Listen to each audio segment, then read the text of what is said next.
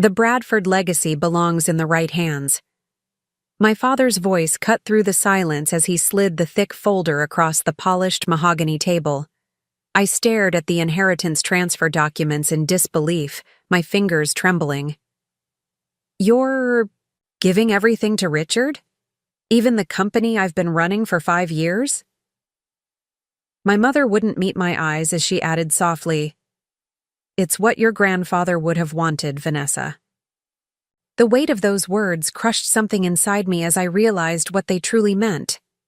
Despite my dedication, my achievements, my education, I would never be the right hands in their eyes. Not while my brother existed. Before we jump back in, tell us where you're tuning in from, and if this story touches you, make sure you're subscribed. Because tomorrow, I've saved something extra special for you, the ornate conference room of Bradford Holdings felt suddenly airless. The familiar space where I'd conducted countless meetings, now transformed into the site of my family's ultimate betrayal. Outside the floor-to-ceiling windows, Seattle's skyline glittered beneath. A rare clear sky, indifferent to the devastation unfolding on the 30th floor. "I don't understand."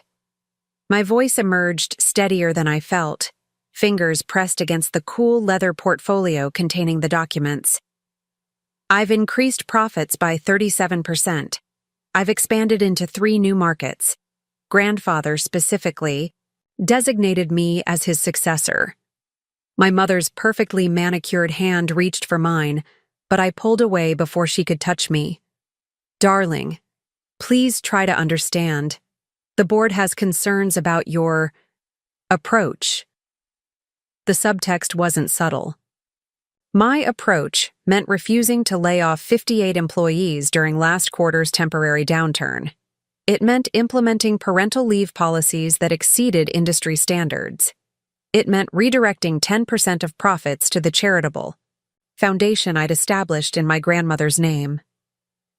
"Richard shares your father's vision," my mother continued, her voice taking on that placating tone she'd used throughout my childhood whenever I questioned the family's unspoken rules. "The transition will be smooth.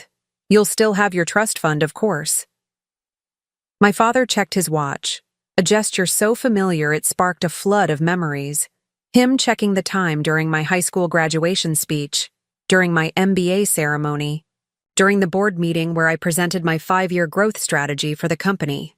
"We have the Peterson meeting in 20 minutes, he said to no one in particular. "Vanessa, you can take these home to review, but we need them signed by Friday." Friday, 3 days to surrender everything I'd worked for since I was 22. "And if I refuse?" The question hung in the air, dangerous and electric. My father's expression didn't change, but something shifted in his eyes, a coldness I'd glimpsed only rarely throughout my life, usually directed at business rivals before he destroyed them. "The board has already voted. Your grandfather's will included provisions for succession planning that give the board authority to determine company leadership if necessary. This is a courtesy, Vanessa. Nothing more." A courtesy. I almost laughed at the audacity of calling this ambush a courtesy. I'd spent the weekend at a renewable energy conference in Portland, and in my 48-hour absence, they'd orchestrated this coup. "Richard doesn't even work for the company," I said, fighting to keep my voice level. "He's been in London playing venture capitalist with his trust fund." "Your brother is returning next month to begin the transition," my mother said brightly, as if announcing a holiday surprise. "He's very excited about the opportunity."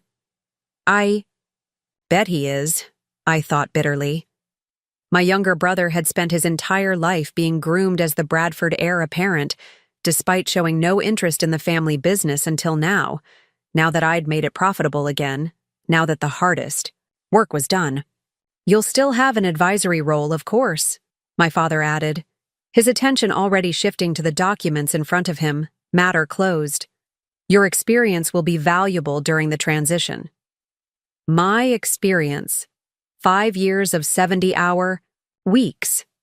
5 years of navigating the company through a recession, a supply chain crisis, and a complete digital transformation. 5 years of earning the respect of employees who initially saw me as nothing more than the boss's privileged daughter. All to be relegated to advisor to my brother, who couldn't tell a balance sheet from a bedsheet. The conference room door opened, and my father's executive assistant appeared with a carefully neutral expression. "Mr. Bradford, the Peterson Group has arrived early. They're waiting in the main reception area." "Thank you, Helen. We'll be right there." He stood, buttoning his suit jacket with the practiced motion of a man who'd spent decades in boardrooms. "Vanessa, we can discuss the details later if you have questions. Your mother and I are hosting the Wilsons for dinner tonight. You remember Connor Wilson? He's taken over his father's firm. You should join us." The casual pivot to social matchmaking in the midst of this betrayal was so absurd I couldn't immediately respond. My mother brightened at my father's suggestion. "Yes, do come, darling. Connor's been asking about you. He's divorced now, you know." Of course he was asking about me. Connor Wilson, with his family's legal empire and strategically disheveled hair, perpetually on the hunt for advantageous connections. 3 months ago, my status as Bradford Holdings CEO would have made me an appealing prospect. Now I was being downgraded to potential trophy wife. "I have plans," I lied, gathering my things with deliberate slowness, unwilling to let them see how completely they'd devastated me. "Don't wait up." My mother's face fell in practiced disappointment. "Another rain check? That's the 3rd dinner you've missed this month." Because every family dinner lately had featured subtle digs about my management style, pointed questions about why I wasn't dating, and thinly veiled suggestions that perhaps the demands of running a corporation were too much pressure for me. The pieces suddenly clicked into place. Those dinners hadn't been family gatherings. They'd been reconnaissance missions, testing my defenses, looking for signs of weakness they could exploit to justify this takeover.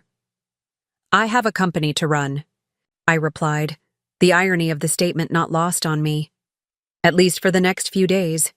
My father's jaw tightened at my tone. "This attitude is precisely why the board supports our decision, Vanessa. Business isn't personal. It's about what's best for the company."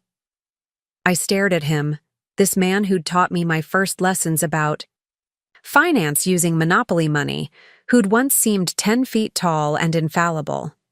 Now I saw him clearly, a man so entrenched in outdated thinking that he couldn't recognize innovation when it was saving his own company.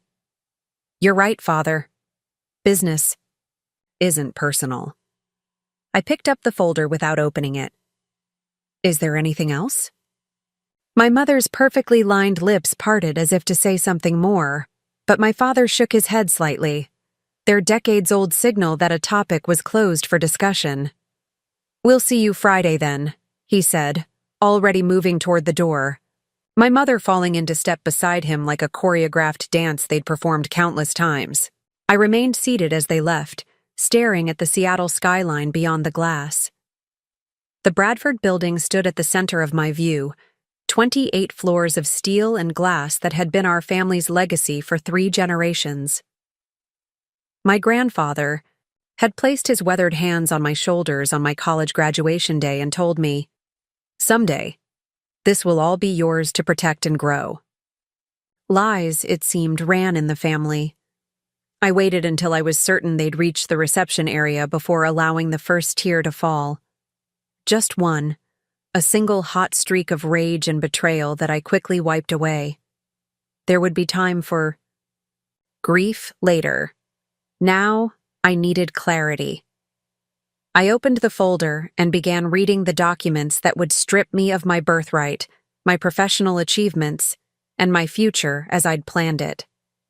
With each page, my initial shock crystallized into something harder, colder, and infinitely more dangerous to the Bradford family: resolve. They wanted me to surrender gracefully, to sign away my inheritance with a dutiful smile, and step aside for Richard, Golden Boy Richard, who'd never worked a day in his life, who'd blown through 2 trust funds before turning 30. My hands stopped trembling as I closed the folder without signing anything. If my parents and the board thought I would simply fade into the background of the Bradford family portrait, they had grossly miscalculated. I might be losing my inheritance, but they were about to lose something far more valuable: me. Preparing and narrating this story took us a lot of time, so if you are enjoying it, subscribe to our channel. It means a lot to us. Now back to the story. The elevator doors closed on the 34th floor, sealing me in blissful solitude for the 17-second descent to the parking garage. Only then did I allow my composure to crack, my reflection in the polished brass panels showing a woman I barely recognized, pale, hollow-eyed, with a muscle twitching at the corner of my jaw. I pressed the emergency stop button between floors 23 and 22, and the elevator jolted to a halt. The sudden silence was deafening. "Breathe," I whispered to myself, resting my forehead against the cool metal wall. "Just breathe." But each breath felt inadequate, as if my lungs had shrunk, unable to take in enough oxygen to fuel the rage and grief battling for dominance inside me. My stomach twisted with nausea, and I pressed my palm flat against my abdomen, willing away the physical manifestations of this betrayal. 5 years. For 5 years, I'd poured every ounce of my being into saving the company my grandfather had built from nothing. I'd postponed dating, declined vacations, missed friends' weddings, all to resurrect Bradford Holdings from the near bankruptcy my father's outdated business model had created.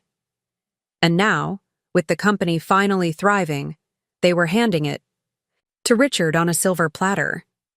Richard, who'd called me 3 months ago from a yacht in Monaco to ask whether hostile takeover meant the same thing as aggressive acquisition.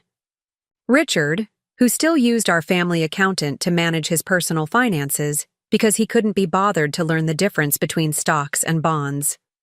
Richard, whose greatest business accomplishment to date was investing in a friend's doomed cryptocurrency venture because the logo looked cool. My phone vibrated against my hip. I pulled it out to see my assistant Dakota's name flashing on the screen, followed immediately by a text. "Peterson meeting started 10 minutes ago. Your father told everyone you had a personal emergency. You okay?" Dakota, one of the few people at Bradford who knew exactly how much work I'd done to save the company. One of the many employees who would now answer to my brother, a man who viewed the workforce as overhead rather than assets.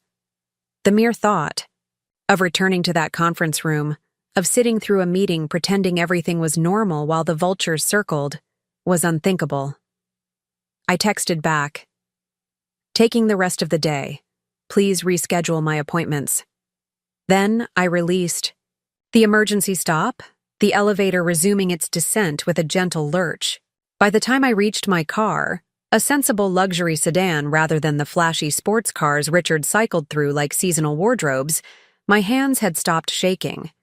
The trembling had migrated deeper, settling somewhere behind my sternum, a persistent vibration like a tuning fork struck against bone. I didn't consciously decide where to drive.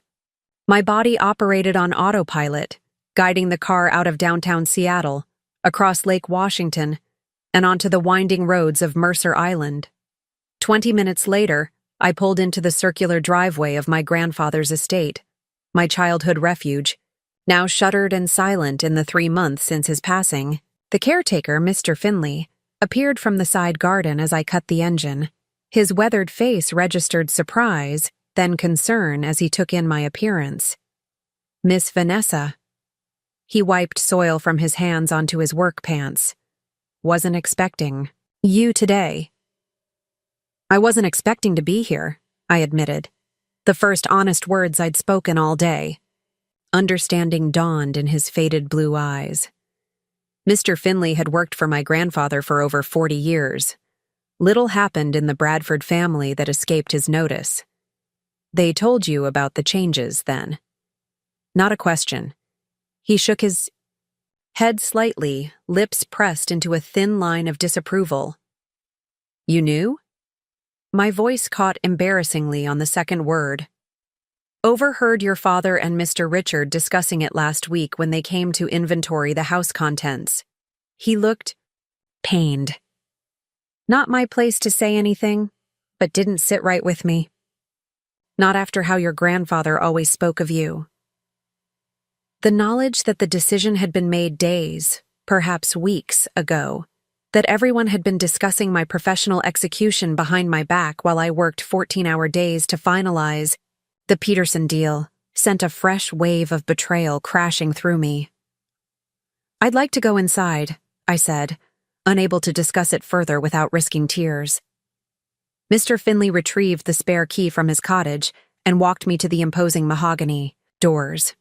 "I'll be in the gardens if you need anything," he said, patting my shoulder awkwardly before retreating down the flagstone path. The house smelled of lemon polish and the faint, lingering scent of my grandfather's pipe tobacco, a scent that had clung to him despite my grandmother's decades-long campaign to make him quit. I moved through the grand foyer into the library, the room where I'd spent countless afternoons learning at my grandfather's knee, while my parents attended their endless social obligations, and Richard pursued whatever fleeting interest captured his attention that month. Everything remained exactly as grandfather had left it. Leather-bound books lining the walls, his reading glasses perched atop an open volume of maritime history, the ancient globe he'd inherited from his own father still positioned beside his favorite armchair. The only difference was the layer of dust coating every surface, as if the house itself had begun to fade in his absence. I sank into his chair, the leather creaking in familiar welcome. Above the fireplace hung the only formal portrait my grandfather had ever commissioned, not of himself, but of the original Bradford building as it appeared in 1963, when he'd completed construction after a decade of setbacks and near bankruptcy. "Property is just land and buildings, Vanessa," he'd told me once, his voice gruff with emotion as he recounted how close he'd come to losing everything. "But a legacy? That's built on vision and grit." What would he say now, knowing his son and grandson had conspired to strip his chosen successor of her rightful place? The thought sent a fresh surge of grief through me. I pulled out my phone, finally ready to read the documents that had been thrust upon me. The file detailed the transition plan with clinical precision. Richard would assume the title of CEO within 30 days. I would retain a nominal position as strategic advisor, with a compensation package generous enough to maintain my lifestyle but devoid of any actual authority. The Bradford family holdings, the commercial real estate portfolio, the majority stake in the company, the various investments and assets accumulated over 3 generations would transfer entirely to Richard, with the exception of my personal trust fund and a courtesy ownership stake of 5% in the company. My grandfather's house, this sanctuary where I sat, would be sold, the proceeds invested in Richard's new vision for Bradford Holdings' expansion. Page after page of legal jargon essentially erased my existence from the company narrative, reducing 5 years of leadership to a footnote in the Bradford family history. At the bottom of the final page, 3 signature lines awaited: my father's, already signed, Richard's, already signed, and mine, blank, awaiting the surrender of everything I'd worked for. Outside the library windows, the afternoon sun glinted, off Lake Washington, casting diamonds of light across the manicured lawn stretching down to the private dock where my grandfather had taught me to sail. A lifetime of memories contained in a property soon to be liquidated to fund my brother's business whims.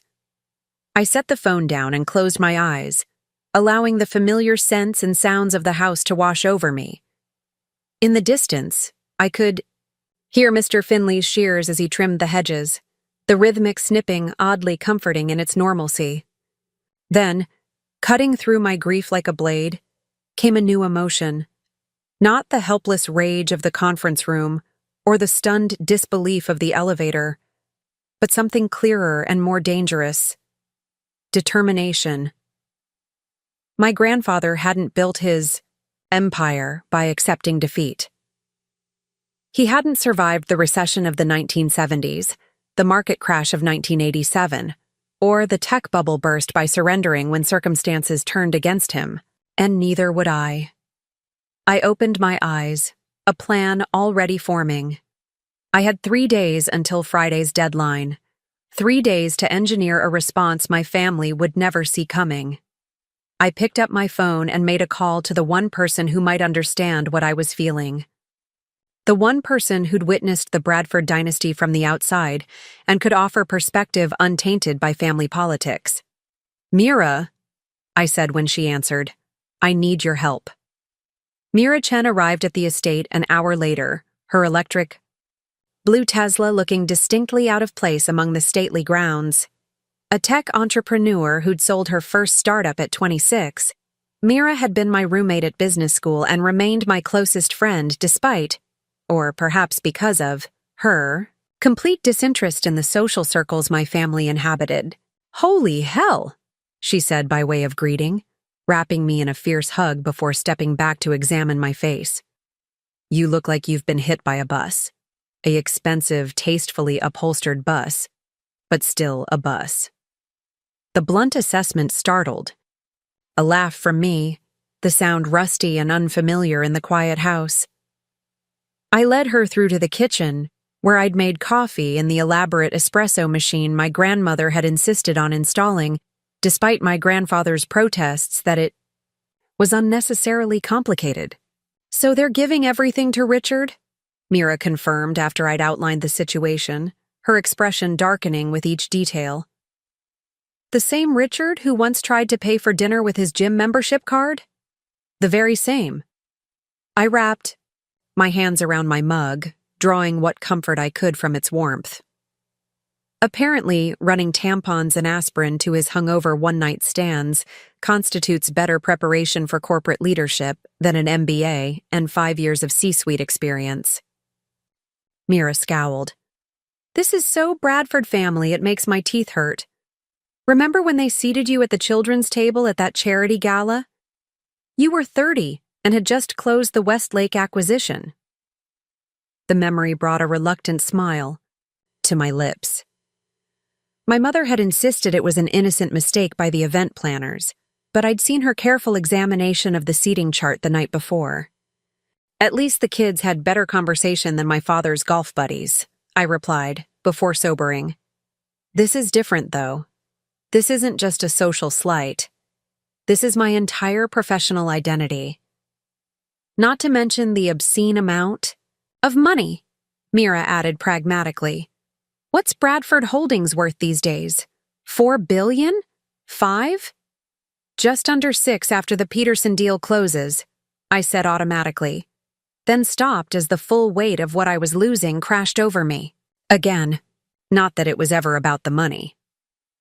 "Of course not," Mira agreed, though her raised eyebrow suggested she thought the money was a pretty significant factor. "It was about proving yourself to people who were never going to see you as good enough, no matter what you accomplished." Her words hit with the precision of a surgeon's scalpel, exposing the wound I'd spent a lifetime pretending didn't exist. From my earliest memories, I'd been trying to earn the approval my parents bestowed effortlessly on Richard.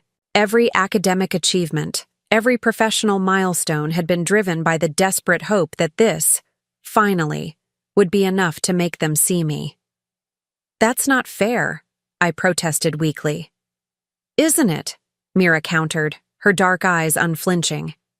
"How many nights did I talk you down during business school when you were killing yourself to graduate first in our class? How many times have you canceled plans because your father needed something done immediately that somehow only you could handle?" I stared into my coffee, unable to deny the truth of her assessment. The pattern stretched back as far as I could. Remember, my desperate attempts to earn validation and my family's expert ability to move the goalposts just beyond my reach. "Do you remember the summer before junior year of high school?" I asked suddenly, surprising myself with the memory that surfaced. Mira shook her head. "We didn't meet until Northwestern. It was the summer my grandfather first started taking me seriously." I traced patterns in the condensation on the marble countertop. I'd spent years watching him teach Richard about the business, bringing him to meetings, showing him blueprints, explaining contracts. I was always just there. Background furniture. The ache of those years remained surprisingly sharp, despite the decades that had passed. Hours spent reading quietly in corners of my grandfather's office, absorbing everything but included in nothing. That summer, Richard was supposed to intern at Bradford Holdings, but he got an offer to work as a production assistant on a friend's indie film in California. My father was furious. They had this big fight about responsibility and obligation. Richard left anyway. I could still see my brother's triumphant expression as he'd thrown his duffel bag into his friend's convertible, speeding away from family expectations with the carefree confidence of someone who knew he'd be forgiven any transgression. My grandfather needed someone to organize his files. Boring, basic stuff. I volunteered. The memory warmed me even now. He was reluctant at first, didn't think I'd stick with it. But I worked 10 hours a day, 6 days a week. By August, I'd not only organized everything, I'd created a digital database for his records and identified 3 lease agreements that were underperforming. Mira's expression softened. So that's where it started, your relationship with the company. I nodded.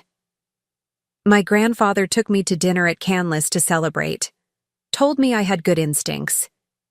It was the first time anyone in my family had acknowledged that I might have something valuable to contribute. And your parents? Mira asked, already knowing the answer. My mother wondered why I was hiding in dusty filing cabinets instead of enjoying my youth. My father said it was cute, that I was playing at business. The dismissal had stung, but my grandfather's quiet pride had been enough to sustain me. When Richard came back from California without ever having worked on the film, he'd spent the summer surfing instead. They threw him a welcome home party.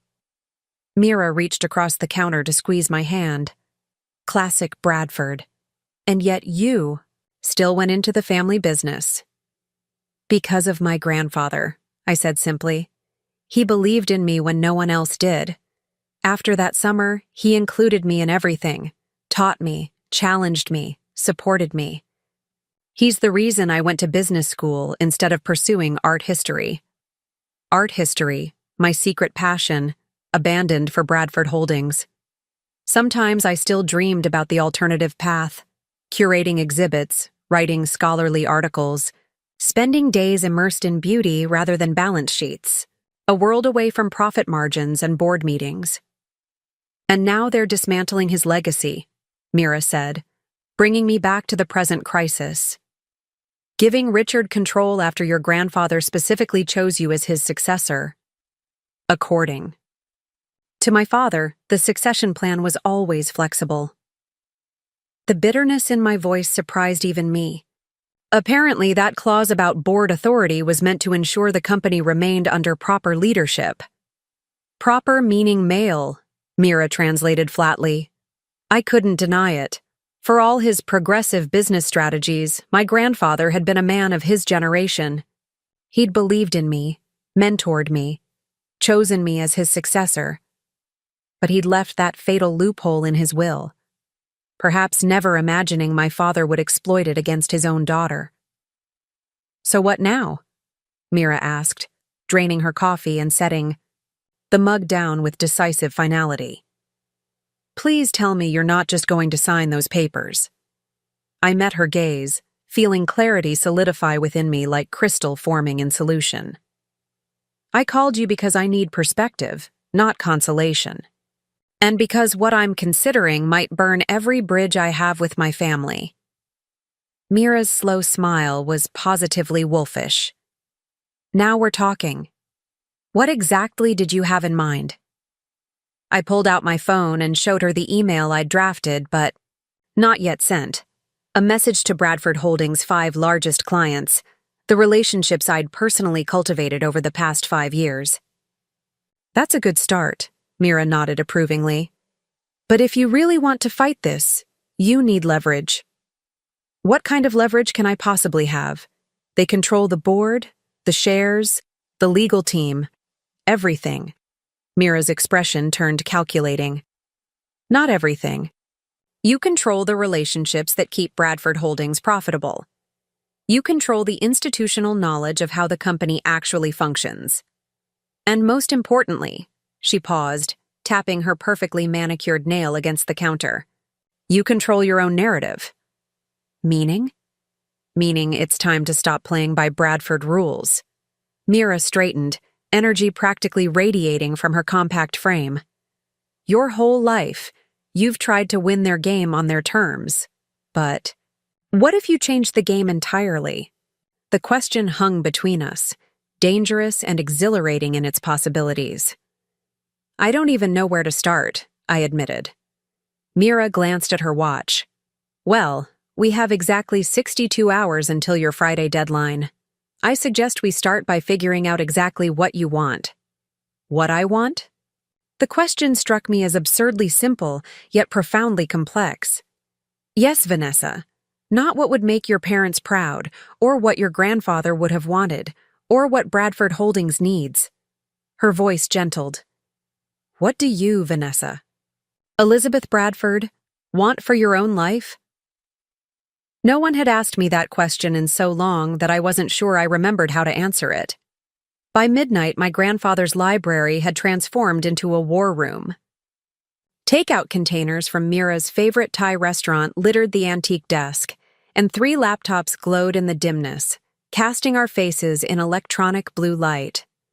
We'd been joined by Dakota, my assistant, whose organizational skills were matched only by her loyalty, and Nate Harrington, Bradford Holdings legal counsel, and more importantly, my grandfather's personal attorney before joining the company. They can't actually force you to sign, Nate confirmed, his bow tie loosened after hours of reviewing documents. At 58, he was one of the few executives who predated my tenure at Bradford. But they don't need your signature to execute. The board's decision. Friday is more symbolic than legally significant. Symbolic matters to the Bradfords, Dakota commented, not looking up from her screen where she was compiling a dossier of my achievements as CEO. Mr.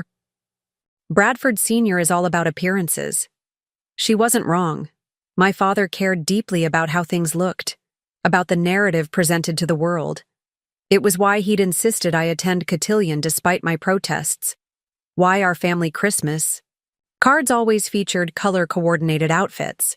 Why he'd spent a fortune renovating our family pew at St. Mark's Cathedral, even though we attended services only twice a year. So I could refuse to sign, I said slowly, but the outcome remains the same. With one significant difference, Nate corrected, leaning forward. Refusing to sign means you're not agreeing to the non-compete clause buried on page 17. Mira's head snapped up. Non-compete? You didn't mention that. Because I didn't get that far in the document, I admitted. What kind of non-compete? Nate's expression was grim. The scorched earth variety. 5 years.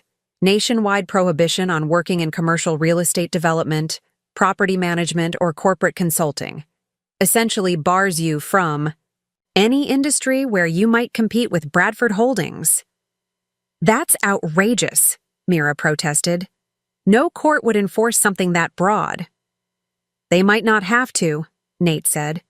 The penalty for violation includes forfeiture of your trust fund and that 5% ownership stake they're generously leaving you. The pieces clicked into terrible clarity. So they're not just removing me from the company. They're trying to ensure I can't establish a competing business or work with Bradford's clients in any capacity. Precisely. Nate removed his glasses, pinching the bridge of his nose wearily. It's unusually punitive language, even for a family business transition. Dakota looked up from her laptop, her expression troubled.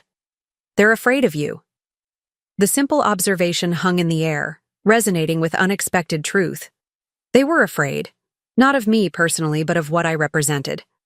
Of the changes I'd implemented, the innovations I'd championed, the old guard I'd gradually replaced with more diverse, forward-thinking leadership.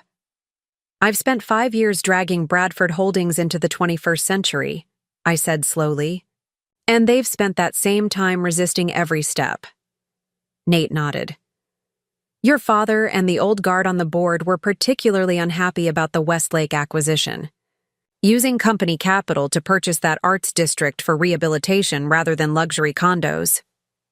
That arts district is projected to return 17% on investment over 5 years while providing affordable studio spaces for local artists and generating positive community engagement, I countered, the familiar defense rising automatically to my lips. I know, Nate said gently. But your father called it charity masquerading as business in at least 3 board meetings. Another piece of the puzzle slid into place. My passion project, the development that combined my secret love of art with sound business principles, had been the final straw for my father. He couldn't understand why anyone would prioritize community impact alongside profit margins. So, what are my options? I asked, trying to focus on solutions rather than the growing sense of betrayal. From a legal standpoint? Limited, Nate admitted. Your grandfather's will contains that succession planning clause. The board has voted, and the family shares are aligned against you. Fighting it directly would be an uphill battle with minimal chance of success. Then we don't fight directly, Mira interjected, her expression fierce in the laptop glow. We need to think asymmetrically. Dakota straightened, her fingers poised over her keyboard. What if we looked at this not as keeping your position at Bradford, but as negotiating your exit on your terms? The suggestion initially stung. It felt like surrender. But as I considered it, a new possibility emerged. What would that look like? For starters, rejection of the non-compete, Nate said immediately. That's non-negotiable. Full severance. As outlined in your employment contract, Dakota added, already typing. That's 2 years' salary plus performance bonuses. Public acknowledgement of your contributions, Mira contributed. A press release that properly credits your leadership over the past 5 years. And the Westlake Arts District, I said. Quietly, the idea forming as I spoke it. I want Bradford Holdings to sell it to me at fair market value. 3 pairs of eyes turned to me with varying degrees of surprise. The Arts District? Dakota questioned. That's worth approximately $78 million based on the last valuation, I supplied. Well, within the range of what my trust fund could cover, especially if I liquidate some of my personal investments. They'll never agree to sell you their most controversial asset, Nate warned. Richard has already mentioned redeveloping it as luxury retail in at least 2 planning meetings. That's precisely why I want it, I replied, feeling more confident with each word. It's the project that represents everything they're rejecting about my vision for Bradford. If I can't preserve that vision within the company, I want to preserve it on my own terms. Mira was watching me with growing approval. Now you're thinking like a Chen instead of a Bradford, but we need leverage to make these demands. The Peterson deal, Dakota said suddenly. It hasn't closed yet, and you're the primary relationship manager. They specifically requested you lead the acquisition. Nate straightened, his legal mind clearly assessing this angle. If Peterson pulled out, it would decrease Bradford's projected quarterly earnings by nearly 18%. The stock would take a significant hit. I can't sabotage a deal I worked for months to secure, I protested. That's not ethical. Not sabotage, Dakota clarified. But you could request a meeting with Sarah Peterson tomorrow to inform her of the leadership changes, transparency about a significant management transition that might affect their acquisition. That's not just ethical, it's expected. And if Sarah Peterson happens to express concerns about proceeding under new leadership? Mira trailed off suggestively. I'm not comfortable manipulating clients, I said firmly. It's not manipulation, to be honest, Dakota countered. The Petersons chose Bradford Holdings largely because of your reputation and vision. They deserve to know that vision is changing. She had a point. The Peterson family had specifically cited my environmental commitments and community-centered development approach as key factors in selecting Bradford over our competitors. There's another avenue we haven't discussed, Nate said carefully. The minority shareholders. I frowned. The 15% not controlled by the family? They're scattered across dozens of investors, mostly longtime family friends and business associates. Yes, but they still have voting rights, Nate pointed out. And while they can't override the board's decision about CEO succession, they could create significant pressure if they believed the transition was being handled poorly. How? I asked, intrigued despite my reservations. A minority shareholder action expressing no confidence in the transition plan could delay implementation, force additional disclosure, even trigger a special meeting, Nate explained. It wouldn't stop Richard from eventually taking over, but it would create enough complications that your father might be more amenable to negotiating favorable exit terms. The strategy was beginning to take shape, not a frontal assault on the board's decision, but a series of pressure points that might force my family to treat me with the respect I'd earned. We need to act quickly, Dakota said, checking her watch. If we're meeting with the Petersons tomorrow, I need to arrange that first thing in the morning. And I'll need to discreetly contact key minority shareholders, Nate added. There are at least 3 who have expressed concerns about Richard's business acumen in the past. Mira closed her laptop with decisive finality. This is good, but it's still too reactive. We need something that puts you in a position of strength, not just fending off the worst outcomes. What do you suggest?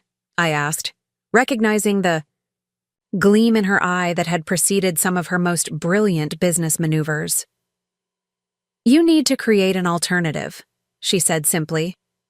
Not just walking away from Bradford with your trust fund intact, but walking towards something new. Something that demonstrates exactly what they're losing by pushing you out. A competing company? The idea seemed simultaneously terrifying and exhilarating. Better, Mira countered. A new vision entirely. Something that capitalizes on your strengths and experience but isn't just Bradford 2.0. She gestured to the Arts District plans spread across the desk. You've always been passionate about the intersection of business and culture. What if you built something around that? The possibility unfurled in my mind like a map to an undiscovered country. A development firm focused on cultural preservation and community enhancement, combining profitability with purpose. Cultural Impact Partners, I said softly, the name materializing fully formed. Specializing in adaptive reuse of historic properties for arts and community spaces. Dakota was already typing, her fingers flying across the keyboard. I can have domain names secured and preliminary branding concepts by morning. I know at least 3 investors who would back you immediately, Mira added. People who tried to partner with Bradford but were turned away because the projects were too niche for your father's taste. For the first time since sitting in that conference room watching my future disintegrate, I felt something like hope kindling in my chest. Not just the determination to fight back, but genuine excitement about what might lie beyond Bradford Holdings. We need to be careful, Nate cautioned. Until we've negotiated the terms of your departure, any concrete steps toward a competing venture could strengthen their position on the non-compete. So, we prepare everything, but don't formally launch until after negotiations are complete. Mira summarized. Dakota, you'll need to use personal email for anything related to Cultural Impact Partners. And Vanessa, absolutely no company resources or devices for this planning. I nodded, the seriousness of our gambit settling over me. We were formulating a sophisticated exit strategy in less than 72 hours, challenging one of Seattle's oldest family dynasties.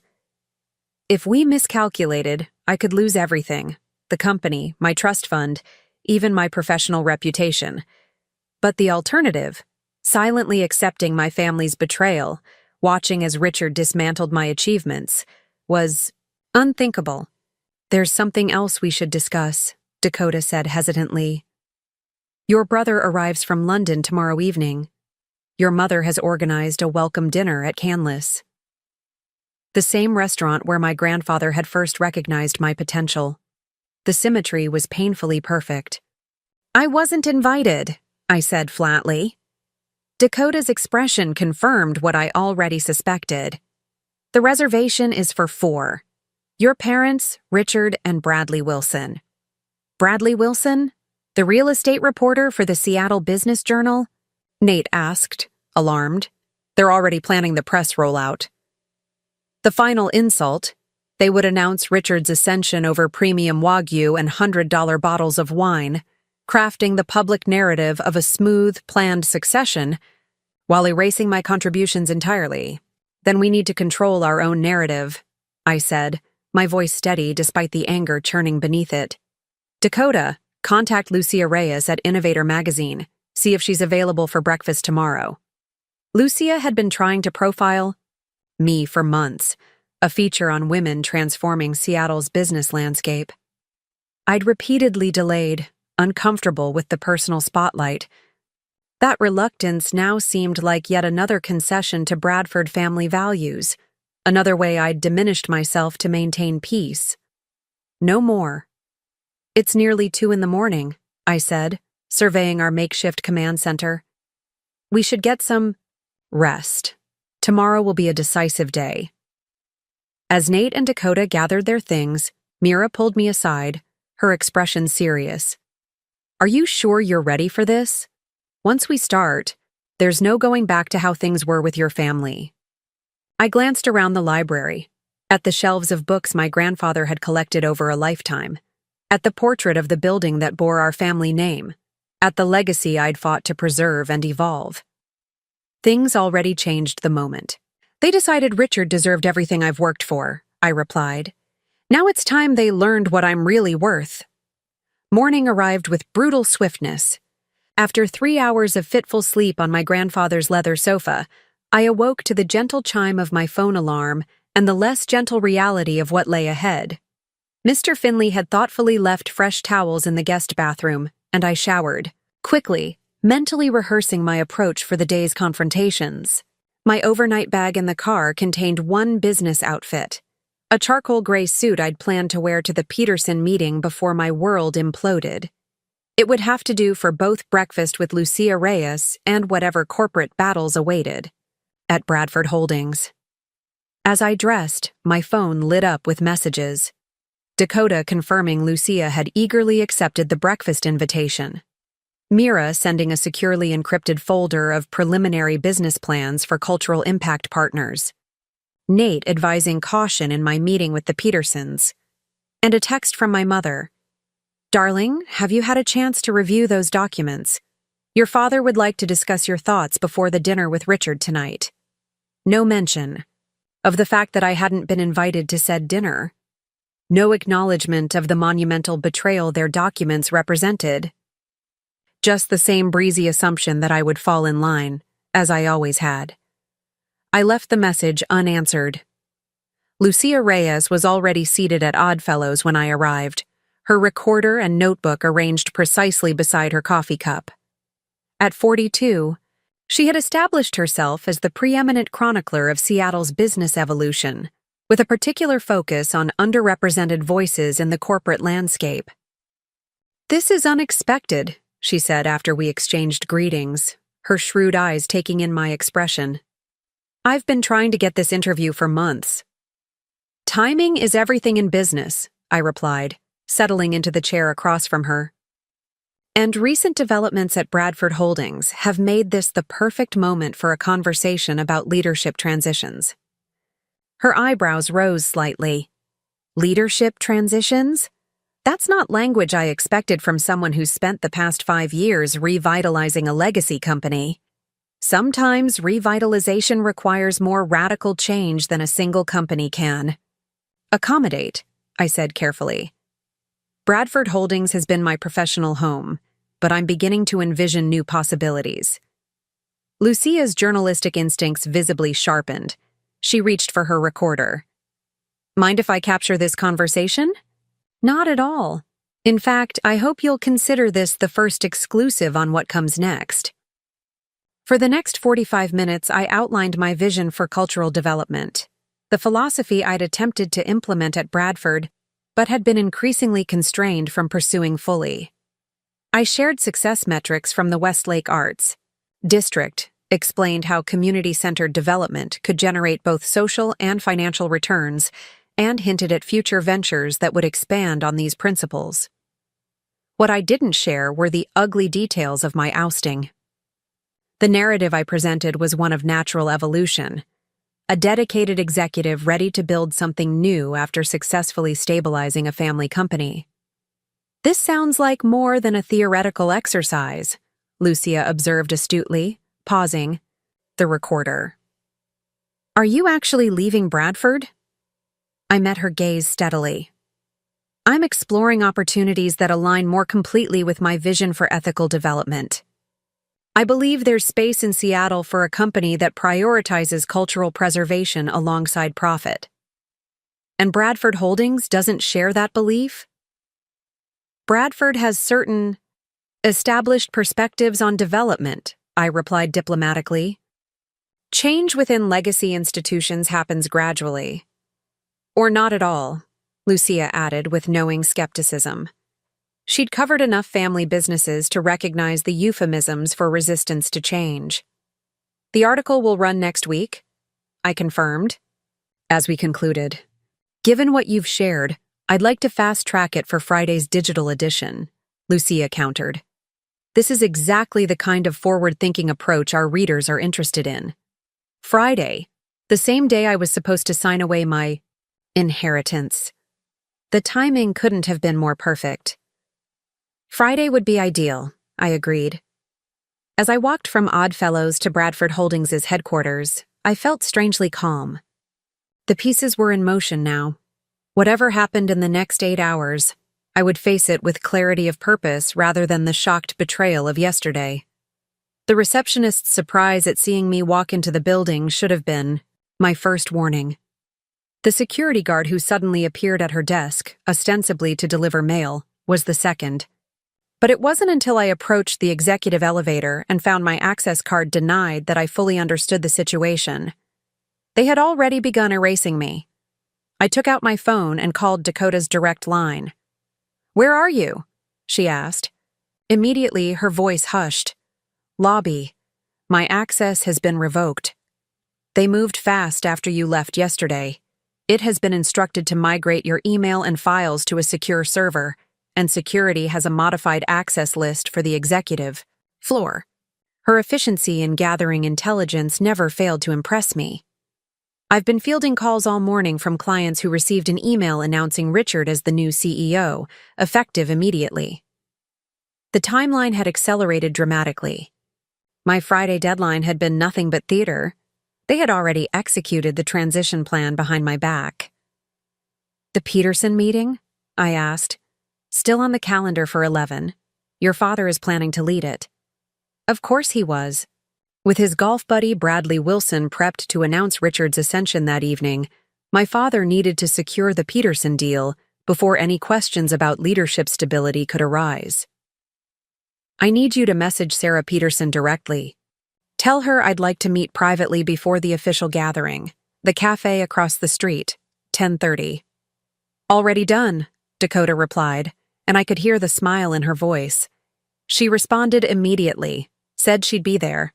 "Also, Nate wants you to know he's spoken with 2 minority shareholders. They're concerned about the abrupt transition and have requested a special information session before approving the Peterson acquisition." Another piece falling into place. "And my father?" "Currently in what appears to be a heated call with Richard. From what I could hear passing his office, there's concern about the timing of Richard's flight. Apparently, he missed his connection in New York and won't arrive until just before the dinner. So my golden boy brother was complicating matters with his typical lack of reliability. Small consolation, but I'd take it. "I need access to the building for the Peterson meeting," I said, watching as another security guard joined the first, both pretending not to observe me. "Use the service entrance on 3rd. Maintenance owes me a favor. I'll have someone meet you there at 10:15. By 10:45, I was seated across from Sarah Peterson in the quiet corner of Cafe Argento. At 56, Sarah had inherited her family's manufacturing business during the 2008 financial crisis and not only saved it from bankruptcy, but transformed it into one of the Northwest's most innovative sustainable product companies. Her silver bob and practical attire belied both her wealth and her razor-sharp business acumen. "This is unexpected," she said, echoing Lucia's earlier sentiment, "especially given the email I received this morning announcing your successor." "That's precisely why I wanted to meet privately," I replied. "The transition is happening more abruptly than anticipated." Sarah studied me over her espresso. The email described a long-planned succession. "Your father characterized it as the culmination of a carefully orchestrated leadership development process." The description was so absurd I couldn't suppress a brief, bitter laugh. Is that what he called Richard's decade of interrupted education, failed startups, and extended European vacations? Leadership development? Sarah's expression softened slightly.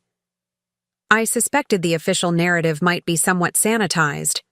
Bradford family dynamics have always been subject to interpretation. The diplomatic phrasing reminded me why Sarah was such a formidable negotiator. She could convey volumes of skepticism without a single impolite word. "The truth is rather less orchestrated," I admitted. "I was informed of this transition yesterday. It was not mutual, not planned. And certainly not my idea." "I see." Sarah set down her cup with deliberate precision. "And you're telling me this because you deserve transparency from a business partner, and because the vision and values that attracted Peterson Manufacturing to Bradford Holdings are about to change significantly. You're suggesting we reconsider the acquisition." "I'm providing context so you can make fully informed decisions," I corrected carefully. The Peterson deal was structured around sustainability principles and community investment thresholds that aligned with my leadership priorities. I cannot guarantee my brother shares those priorities. Sarah leaned back, her expression calculating. "Would it surprise you to know that your father called me personally this morning to assure me that all aspects of our agreement remain unchanged?" "It wouldn't surprise me at all. My father excels at saying whatever is necessary to close a deal."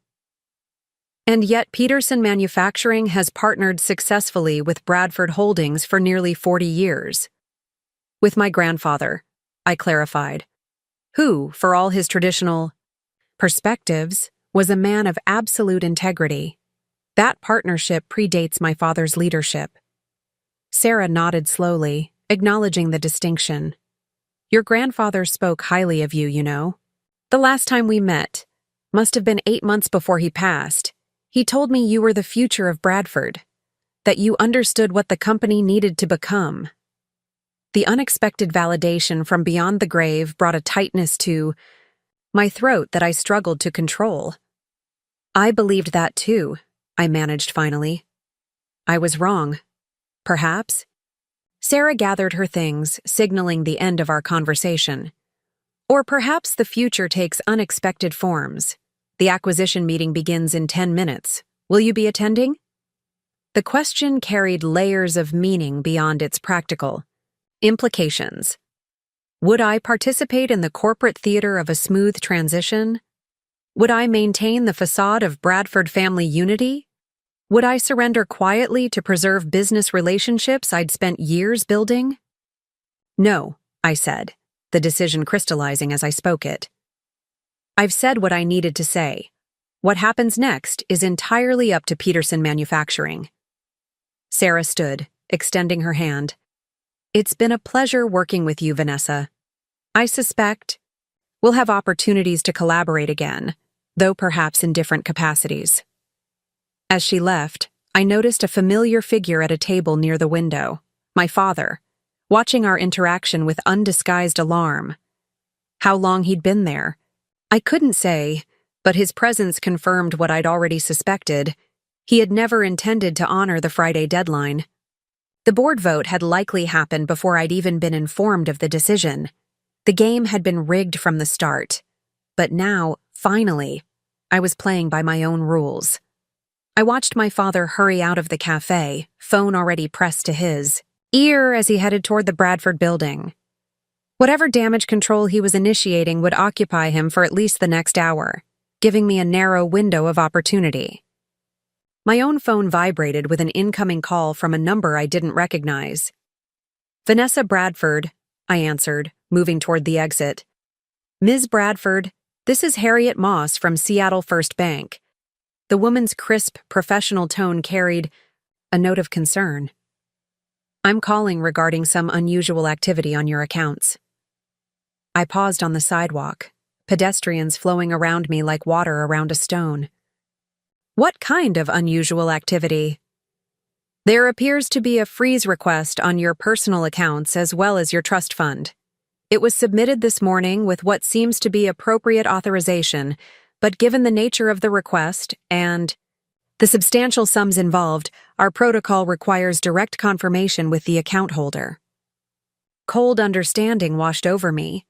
They weren't just removing me from the company, they were attempting to cut off my financial resources as well. "I did not authorize any freeze on my accounts," I said firmly. "Who submitted the request?" A brief pause. "The request came from Bradford Holdings' financial department, co-signed by your father as trustee." "Trustee?" I repeated incredulously. "I'm 34 years old. My trust converted to direct control on my 30th birthday."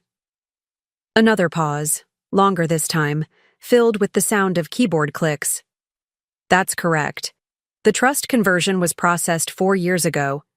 This freeze request incorrectly cited trustee authority." Her voice took on a sharper edge. "Ms. Bradford, would you be available to come to our downtown branch this afternoon? I believe we need to review your account security protocols."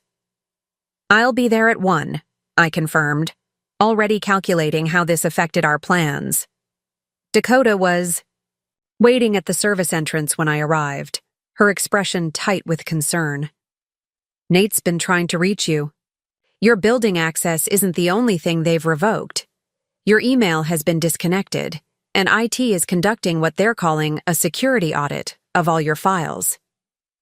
"They're covering their tracks," I said grimly, following her through the service corridors. "And trying to cut off my resources. The bank just called about a freeze attempt on my accounts." Dakota's eyes widened. "That's beyond aggressive. That's desperate," I finished for her. "They know I won't go quietly, so they're trying to limit my options." I glanced at my watch. "Where's Nate now?" "Waiting in the small conference room on 12. It's off the main corridor, and your father will be tied up with the Petersons on 30 for at least another hour." We took the service elevator to the 12th floor, thankfully requiring only a general building access code rather than individual credentials. As we navigated the back hallways of Bradford Holdings, I was struck by how foreign the space felt already, as if my 15 years with the company had been erased overnight. Nate rose as we entered the conference room, his normally composed demeanor visibly shaken. "You need to see this," he said without preamble, sliding a document across the table. I scanned the page, my stomach dropping with each paragraph. It was an amendment to my grandfather's will, dated just 3 weeks before his death, dramatically altering the succession provisions we'd all understood to be in place. "This can't be real," I said, looking up at Nate. "Grandfather and I discussed the succession plan extensively in his final months. He never mentioned any changes." "It appears genuine," Nate replied reluctantly. "The signature matches, and it was witnessed by your father and Bradley Wilson's father, Judge Wilson. The same Bradley Wilson who would be attending tonight's announcement dinner." The connections were becoming clearer by the minute. "Where did you find this?" I asked, examining the document more carefully. "It was delivered to my office this morning by courier. No cover letter, no explanation." Nate's discomfort was evident. "Vanessa, if this amendment is legitimate, it significantly strengthens the board's position." It explicitly names Richard as the preferred successor should the board determine he's prepared to assume leadership. "All convenient timing," Dakota observed acidly. "This document appears just when they need it most." I reread the critical passage, noting the precise legal language that created the loophole my father had exploited. The authenticity of the by amendment seemed plausible. It was drafted in my grandfather's characteristic style, with his preferred legal phrasings. And yet, the date, I said suddenly, pointing to the document. March 17th. Grandfather was in the hospital that entire week. I visited him daily. Nate frowned, leaning closer. "Are you certain? The witnesses have attested that this was signed at his home office." "Absolutely certain. He had pneumonia. They only released him on the 21st. I pulled out my phone, opening my calendar app and scrolling back. "Look, here are my hospital visit entries. And here's the reminder to pick up his prescription when he was discharged." Dakota was already typing furiously on her tablet. "The hospital would have admission records," she said. "If we can prove he was physically incapable of signing this document on the date indicated, it would invalidate the amendment entirely," Nate finished, his expression shifting from concern to calculating interest, "and potentially constitute fraud if your father knowingly presented a falsified document." The implications were staggering. If we could prove the amendment was fraudulent, it would not only undermine the board's decision, but could expose my father to serious legal consequences. "We need those hospital records," I said, already moving toward the door. Dakota, "On it," she confirmed. "My cousin works in medical records at Swedish. She can't access them directly, but she'll know the fastest legitimate way to request them." A soft knock at the conference room door froze us all in place. After a tense moment, the door opened to reveal Sophia Reeves, Bradford Holdings VP of Marketing and my father's most loyal executive ally. "I thought I might find you skulking about," she said, her perfectly painted lips curved in a smile that didn't reach her eyes. "Your father would like to see you in his office, immediately." The demand was so absurdly presumptuous that I almost laughed. "I'm afraid I have a prior commitment," I replied coolly. Sophia's smile tightened. "He said you might say that.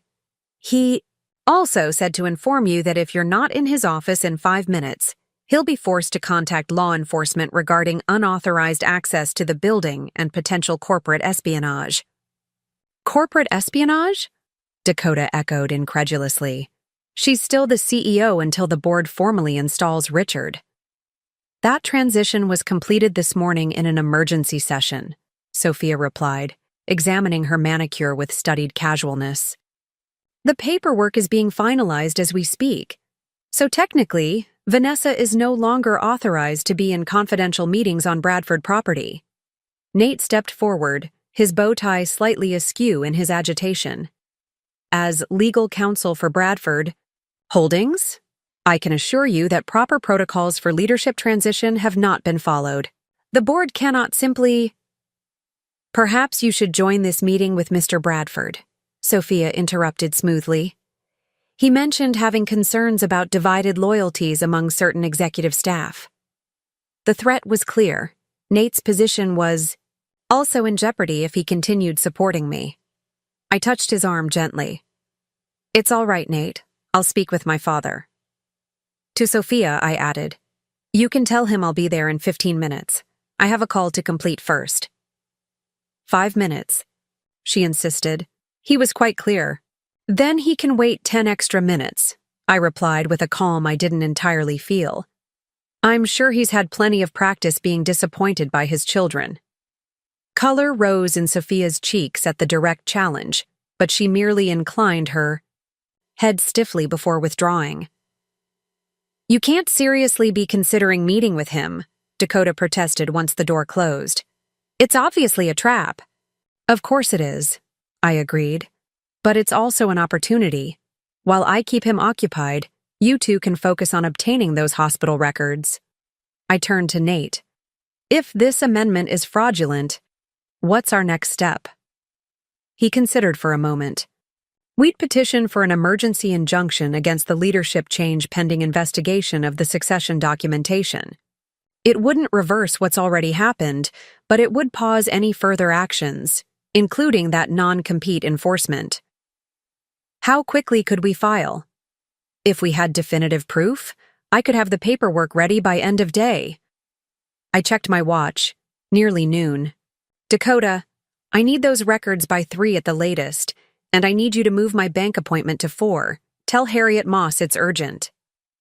What are you going to do? She asked, concern evident in her expression. I'm going to buy us time, I replied, gathering my things, and find out exactly how far my father is willing to go to maintain control of Bradford Holdings.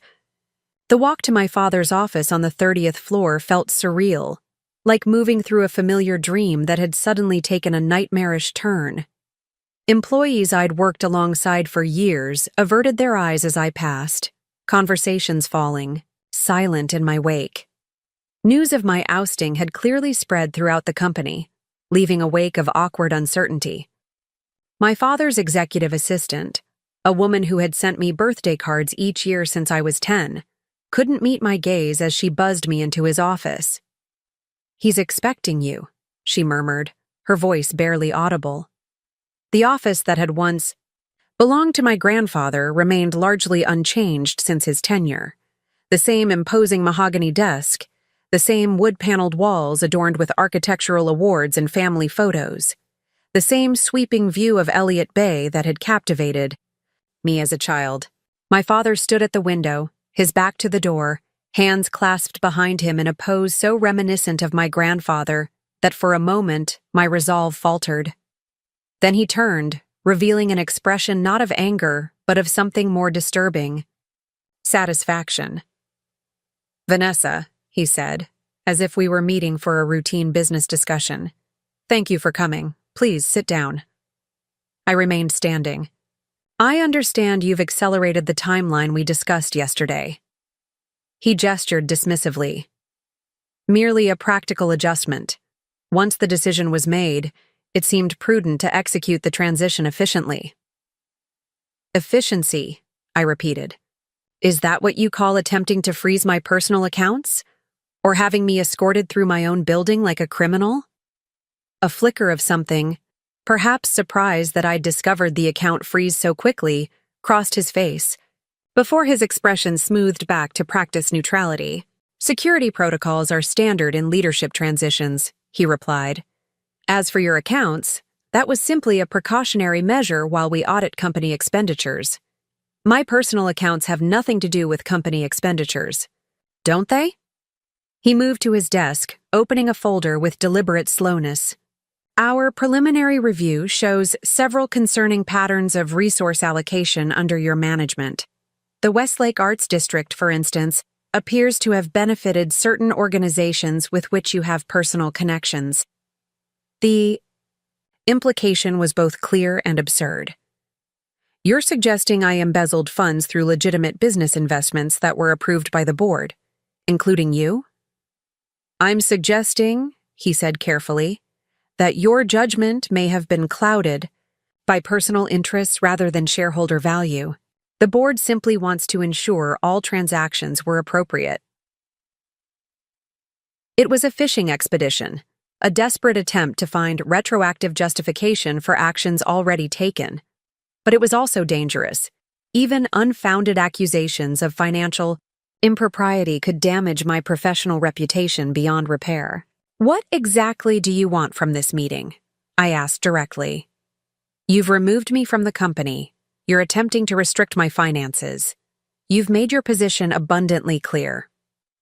My father sat down behind his desk, gesturing again. To the chair opposite him. What I want is a civilized resolution to an unfortunate situation. The papers you were given yesterday, I'd like you to sign them today now that you've had time to review them. Including the non-compete? Especially the non-compete. His tone hardened slightly. Bradford Holdings has invested considerably in your professional development. It's only reasonable to expect some protection for that investment. The audacity of his framing, as if my 15 years of work had been a favor the company had done for me rather than the other way around, was breathtaking. And if I refuse? My father leaned back slightly, his expression growing cold.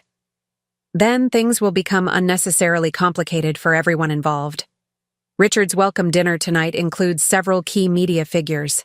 The narrative presented will shape public perception of this transition and of your departure. Whether you're remembered as a valued contributor who gracefully stepped aside for the designated Bradford heir, or as a disgruntled executive who was removed for concerning business practices is entirely within your control. The threat was unmistakable.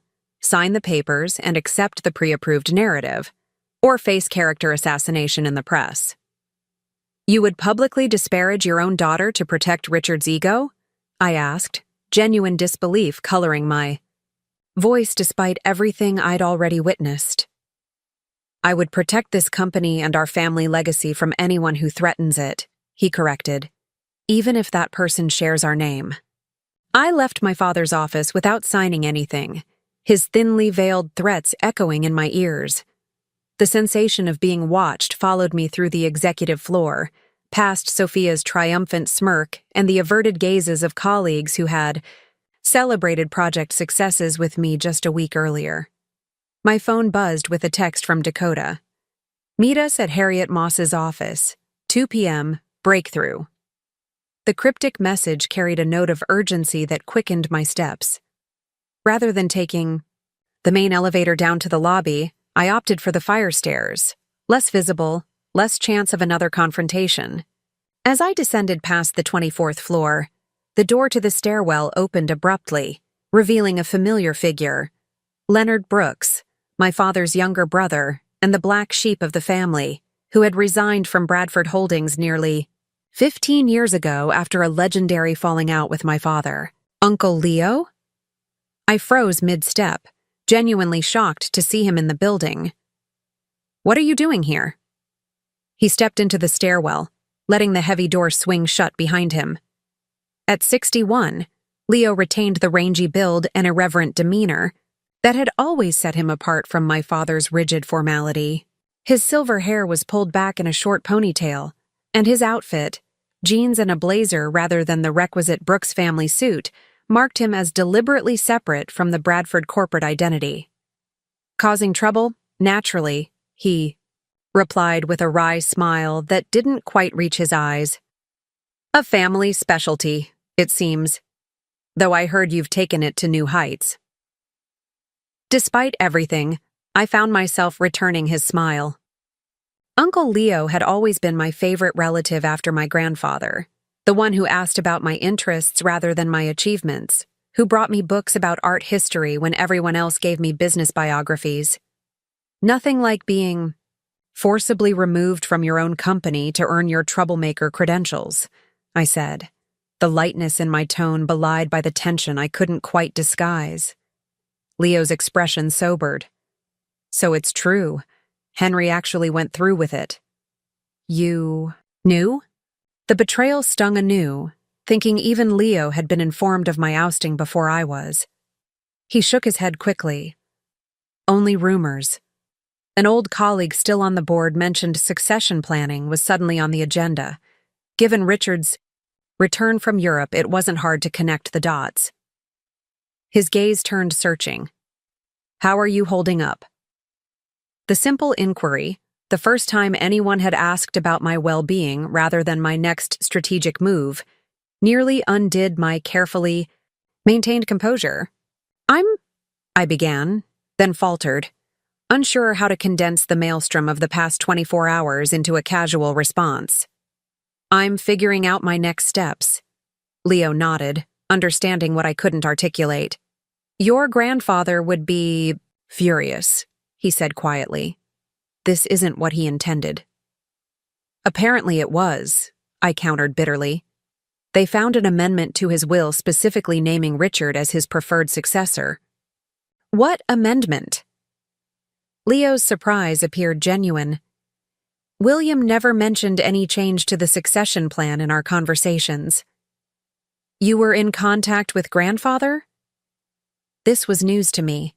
As far as I knew, Leo and my grandfather had maintained a cordial but distant relationship after Leo's departure from the company.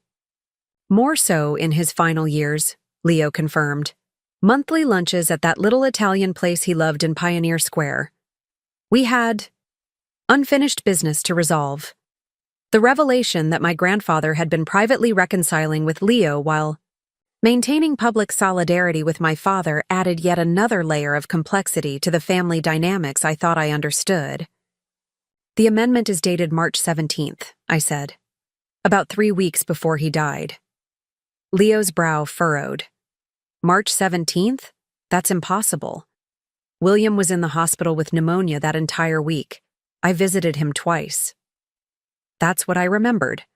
As well, a surge of hope rose within me. We're trying to obtain the hospital records to confirm. You don't need to, Leo said, reaching into his inner jacket pocket and withdrawing his phone. I've got proof right here. He scrolled through his photo gallery before turning the screen toward me. There was my grandfather in his hospital bed, looking frail but alert, the date stamp clearly showing March 17th. Leo had captured the hospital wristband in the frame, whether by accident or foresight. May I asked, gesturing to his phone. Leo handed it over without hesitation. I quickly forwarded the photo to myself, then returned the device. This could be crucial evidence, I told him. We suspect the amendment might be fraudulent. Knowing my brother, I wouldn't be surprised. Leo's expression darkened. Henry has always believed rules are malleable when they conflict with his vision for Bradford. A lifetime of hints and half-understood family tensions suddenly crystallized into clarity. Is that why you left the company? Because of Father's flexible ethics? Leo leaned against the stairwell wall, a familiar gesture that reminded me of how he would settle in for a long story when I was a child. Your father and I had different interpretations of our responsibilities to the family. Legacy, he said carefully. Henry believed preserving Bradford meant protecting what our father had built, exactly as he built it. I believed it meant evolving to remain relevant and ethical. The parallel to my own conflict with the board was unmistakable. The final straw was the portside development, Leo continued.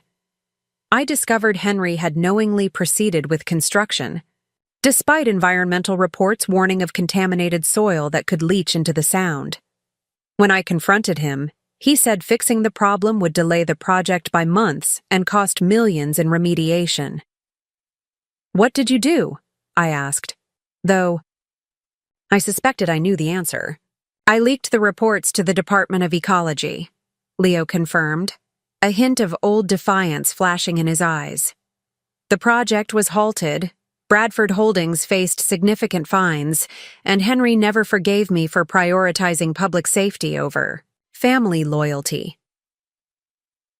The Portside scandal had been carefully managed in family lore, described as an unfortunate regulatory complication rather than a deliberate ethical violation.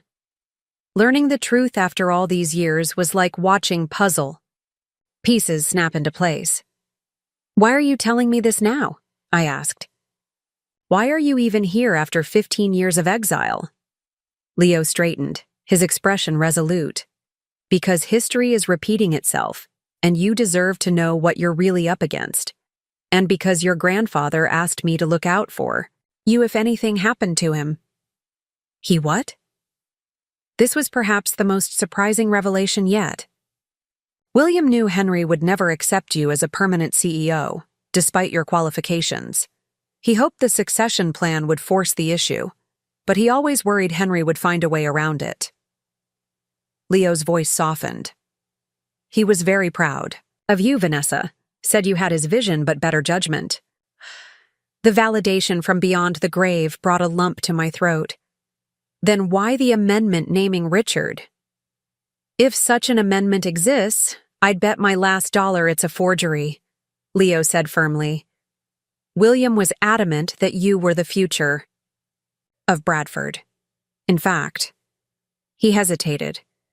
That's part of why I'm here today. William left something in my safekeeping. Something he asked me to give you if Henry ever moved against you. From his other inside pocket, Leo withdrew an envelope, yellowed slightly with age, with my name written in my grandfather's distinctive handwriting. He gave me this during his final hospital stay, Leo explained, handing it to me. Said it was insurance for your future. I've kept it in my safe deposit box until today. With trembling fingers, I opened the envelope. Inside was a single sheet of Bradford Holdings letterhead, dated 4 years earlier, just after my appointment as CEO. The letter, signed by my grandfather and notarized, outlined his explicit wishes for company succession, naming me as his chosen heir and detailing the reasoning behind his decision. But more significantly, the letter contained detailed instructions for a contingency I hadn't known existed, a separate trust, established outside the Bradford family holdings, containing what my grandfather called seed capital for new ventures, should Bradford Holdings ever prove too limiting for your vision. According to the letter, the trust held $20 million, accessible only to me, with no ties to the family business and no possibility of interference from the board. Did you know about this? I asked Leo, stunned by the revelation. He shook his head. William never shared the contents with me. He only said it was your safety net if you needed independence from the family. My grandfather, it seemed, had anticipated this moment, had prepared for the possibility that the company he built might someday reject the leadership he'd chosen, had ensured I would have resources to build something new if Bradford Holdings proved unwilling to evolve. This changes everything, I murmured, carefully folding the letter and returning it to the envelope. That was his intention, Leo replied with a small smile. William played the long game better than anyone I've ever known. My phone buzzed again, Dakota, wondering where I was. I need to go, I said, tucking the envelope securely into my bag. My team is waiting. Leo nodded. You should know that I didn't just come here to deliver that letter. I came to attend tonight's dinner. You're invited to Richard's celebration? I couldn't hide my surprise. Leo had been persona non grata at family events for as long as I could remember.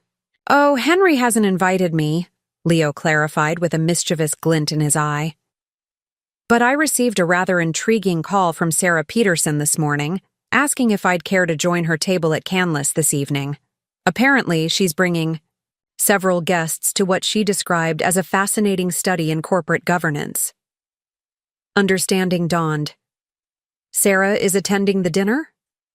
Along with representatives from 3 other Bradford Holdings client companies, Leo confirmed, all apparently interested in discussing the sustainable future of their partnerships.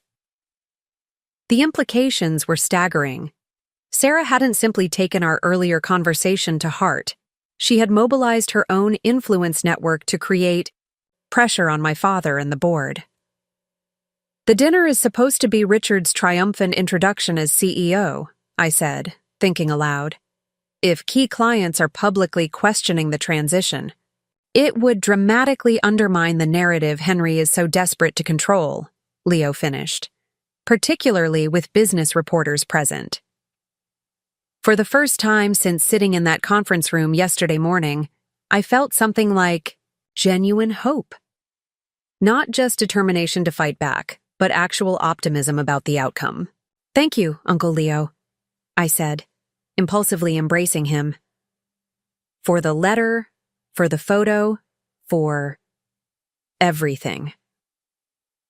He returned the hug awkwardly, patting my back with the discomfort of someone unaccustomed to familial affection. You've got more allies than you realize, Vanessa. Your grandfather made sure of that. As I continued down the stairs, the weight of the envelope in my bag felt like a talisman. Whatever happened with Bradford Holdings, I now had options my father couldn't control, resources he couldn't freeze, and validation from the person whose opinion had always mattered most. The game had changed yet again. But this time, the shift was in my favor.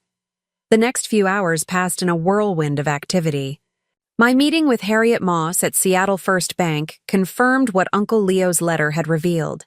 The separate trust existed, fully funded, and completely segregated from Bradford family assets. More importantly, Harriet had already flagged and denied the suspicious freeze request on my personal accounts, recognizing it as potentially fraudulent. "Your father has no legal authority over your finances," she assured me, sliding a folder across her desk. "I've taken the liberty of preparing documentation to transfer your accounts to a different branch and implementing enhanced security protocols." By 4:30, Nate had filed an emergency petition with the court, challenging the Bradford Holdings leadership transition based on the evidence of the fraudulent will amendment. The hospital records Dakota had obtained corroborated Uncle Leo's photo, definitively proving my grandfather had been hospitalized when the document was supposedly signed at his home office. "The hearing is scheduled for Monday morning," Nate reported as we gathered in Mira's downtown office for a final strategy session. "It won't undo today's board actions immediately, but it creates significant legal jeopardy for your father and anyone else involved in presenting false documentation, including Judge Wilson," Dakota added grimly. "His signature as a witness on a document he couldn't possibly have observed being signed is a serious ethical violation. The Judicial Conduct Board will take great interest." The implications were seismic, potentially career-ending for several board members who had knowingly proceeded with the transition based on fraudulent documentation. Yet even with these developments, I felt strangely detached from the outcome at Bradford Holdings. The company that had consumed my life for 15 years suddenly seemed less important than what might come next. "Have you decided about tonight?" Mira asked, studying my expression carefully. "You don't have to attend that dinner, you know. Let the legal process handle this." I considered the question seriously. The Richard Brooks celebration dinner at Canlis represented everything I'd been fighting against. My family's determination to erase my contributions, their willingness to lie and manipulate to maintain control, their unshakable belief that the Bradford name belonged exclusively to its male heirs. I could stay away, focus on building something new with the resources my grandfather had provided, and let the courts expose my father's deception. It would be the sensible choice, the professional option. "I'm going," I said finally. Not to create a scene or confront my family, but because I've spent my entire life trying to earn a place at their table. Tonight, I'm claiming a seat on my own terms. Dakota looked worried. "Your father explicitly threatened to damage your reputation if you didn't cooperate. If you show up uninvited." "I'm counting on that," I replied, a plan crystallizing as I spoke. "He wants control of the narrative more than anything. Let's see how far he'll go when he's forced to choose between his precious family image and his desperate need to install Richard as CEO. At 7:15, I stepped out of a Blacktown car in front of Canlis, Seattle's most prestigious restaurant, perched dramatically on the slope of Queen Anne Hill, with sweeping views of Lake Union. The establishment had been a fixture of Bradford. Family celebrations for 3 generations, my grandparents' anniversary dinners, my parents' engagement, countless business successes. Tonight, it would serve as the stage for a very different kind of family event. I had chosen my outfit with strategic precision, a deep navy suit I'd worn to accept a business leadership award last year, paired with my grandmother's sapphire earrings, professional, confident, and unquestionably appropriate for the occasion.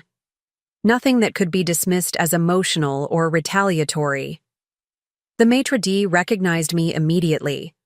"Ms. Bradford," he greeted me with a professional smile that couldn't quite conceal his surprise. "We weren't expecting. That is, your party is gathered in the private dining room." "Thank you, Antoine. I know the way." I moved past him, before he could decide whether to alert my father to my arrival. Through the main dining room, past tables of Seattle's elite enjoying their 7-course tasting menus, toward the private space in the rear of the restaurant where the Bradford family hosted their most significant gatherings. The glass doors, revealed a scene of carefully orchestrated corporate theater, a horseshoe arrangement of tables allowing all guests to see the head table where my father sat with an empty chair beside him, presumably awaiting Richard's arrival. My mother was there, animated in conversation with Judge Wilson. Bradley Wilson, the business reporter, was positioned strategically near the center, notebook already open beside his wine glass. Board members and their spouses filled several tables, along with key executives who had obviously been deemed sufficiently loyal to witness this transition of power. And at a table near the window, exactly as Leo had described, sat Sarah Peterson with an assemblage of Bradford Holdings' most significant clients, including, surprisingly, 3 of the minority shareholders Nate had mentioned contacting. Uncle Leo was among them, looking entirely at ease as he charmed the group with what appeared to be an entertaining story. I took a steadying breath and pushed open the door. The reaction rippled through the room like a stone dropped in still water.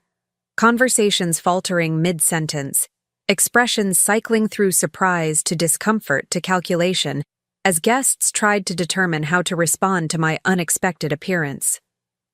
My mother spotted me first, her practiced social smile freezing in place as she clutched my father's arm in warning. He turned, his expression darkening as he registered my presence. In 3 quick strides, he intercepted me before I could fully enter the room. "What are you doing here?" he demanded in a harsh whisper, steering me back toward the doorway. "This is a private event." "A private event celebrating my brother's appointment to the position I've held for 5 years?" I kept my voice pleasant, aware of the watching eyes. How could I possibly miss it? "This is inappropriate, Vanessa. You're creating an uncomfortable situation for our guests." "Am I? Or is the discomfort coming from the fraudulent documentation you used to justify this transition?" His face blanched slightly. "I don't know what you're talking about." "The amended will dated March 17th, when grandfather was hospitalized with pneumonia," I clarified, watching his expression carefully. "The one witnessed by Judge Wilson, who's currently enjoying what appears to be an excellent Pinot Noir at your table." My father's jaw tightened, but before he could respond, a commotion at the main entrance drew everyone's attention. Richard had arrived, slightly disheveled and 40 minutes late for his own celebration, his bow tie askew and his movements suggesting he'd enjoyed a few airport cocktails before joining the dinner. Sorry, he called out, waving expansively, as he surveyed the room. "Bloody flight delays. Has everyone started without—" He stopped abruptly as he spotted me. "Vanessa, didn't expect to see you here." The genuine surprise in his voice confirmed what I'd suspected. Richard had been as blindsided by the timing of this transition as I had been. My father had manipulated us both, positioning Richard as the beneficial puppet while consolidating his own control over the company. "I wouldn't miss my little brother's big moment," I replied smoothly, turning to face him. "Congratulations on your new position." Richard approached cautiously, clearly trying to read the room. Despite everything, I felt a flicker of sympathy for him. Richard had been shaped by our parents' expectations just as I had been, molded into the Bradford heir apparent through indulgence rather than challenge, but confined to a predetermined role nonetheless. "Thanks," he said, his usual bravado tempered by apparent confusion. "Bit sudden all this. Father only told me about the CEO thing last week when he asked me to cut my Europe trip short." My father's expression tightened further at this unscripted revelation. "Perhaps we should continue this family discussion privately," he suggested with forced cordiality. "Richard, why don't you greet our guests while Vanessa and I step outside for a moment?" "Actually," came a firm voice from across the room, "I believe we're all quite interested in this family discussion." Sarah Peterson had risen from her table, commanding the attention of the entire room with her authoritative presence. Particularly those of us who have significant business relationships with Bradford Holdings that appear to be in flux. My father's expression shifted from controlled annoyance to careful diplomacy. Sarah, I assure you, all client relationships remain our top priority during this standard leadership transition. Standard? Sarah's eyebrow arched skeptically. There's nothing standard about removing a successful CEO without notice, based on documentation of questionable authenticity and attempting to freeze her personal assets when she doesn't immediately comply. A shocked murmur rippled through the room. The Bradford reputation for impeccable business ethics, cultivated over 3 generations, was the company's most valuable intangible asset. The mere suggestion of impropriety from someone of Sarah Peterson's stature was devastating. That's a serious mischaracterization of recent events, my father countered, his voice hardening. Bradford Holdings has followed all proper governance procedures, including presenting a document supposedly signed by William Bradford while he was hospitalized. This came from Leo, who had joined Sarah at the center of the room. Fascinating procedure, Henry. Perhaps Judge Wilson would care to explain how he witnessed this miraculous signing. All eyes turned to Judge Wilson, whose florid complexion had drained to a sickly gray. As a respected jurist nearing retirement, his reputation for integrity was untouchable, or had been, until this moment. I think there's been some confusion, my father attempted, desperation creeping into his tone. The specific date on the document may contain a clerical error, but William's intentions were clear. Were they? I interrupted quietly, withdrawing my grandfather's letter from my bag. Because I have documentation suggesting his intentions were exactly the opposite of what you've claimed. The room had gone completely silent, the carefully orchestrated celebration transforming into an impromptu corporate tribunal. Even Richard looked stricken, finally grasping the magnitude of what our father had done in his name. What exactly are you hoping to accomplish with this public spectacle? My father demanded, abandoning pretense as his control of the situation slipped away. Embarrassing your family? Damaging your brother's moment? This is precisely the emotional decision-making that proves you're not suited to lead Bradford Holdings. I'm not trying to lead Bradford Holdings, I replied with unexpected calm. Not anymore. The simple statement hung in the air, shifting the energy of the confrontation in a way I hadn't anticipated. For the first time in this entire ordeal, I saw uncertainty flicker across my father's expression. What does that mean? Richard asked, looking between us with growing concern. It means I'm stepping away from Bradford Holdings entirely, I clarified. Not because I was forced out, but because I've found a better path forward. I turned to address the room at large, particularly the clients and business associates who had witnessed this family drama unfold. For those who've worked with me over the past 5 years, I want to express my sincere gratitude for your partnership. Next week, I'll be announcing the formation of a new venture focused on the intersection of development, cultural preservation, and community enhancement, areas that have always been my passion. Sarah Peterson's satisfied nod told me she'd already anticipated this move. Several of the minority shareholders were exchanging interested glances. You can't compete with Bradford Holdings, my father interjected sharply. The non-compete clause is unenforceable when employment is terminated under fraudulent circumstances, Nate supplied from near the doorway, where he had quietly entered during the confrontation. As the petition we filed this afternoon clearly establishes. My father's face darkened with genuine anger. You would destroy everything our family has built over a matter of wounded pride? The accusation, so fundamentally disconnected from reality, would have wounded me deeply just a day earlier. Now, it merely confirmed how completely he had failed to understand me, perhaps had never tried to understand me at all. I'm not destroying anything, Father, I replied gently. I'm building something new, something that honors grandfathers. Legacy of innovation and integrity while creating space for the values this company has increasingly abandoned. I turned to Richard, whose expression had shifted from confusion to a strange mixture of relief and apprehension. The company is yours now. I hope you'll lead it with more vision than our father has shown, and more awareness of its potential impact beyond profit margins. For a long moment, the private dining room remained frozen in tableau. My father standing rigidly by the head table, my mother's hand pressed against her mouth in distress, Richard looking oddly displaced in the celebration that was ostensibly in his honor. The assembled guests seemed collectively uncertain whether to proceed with the dinner or make discreet exits.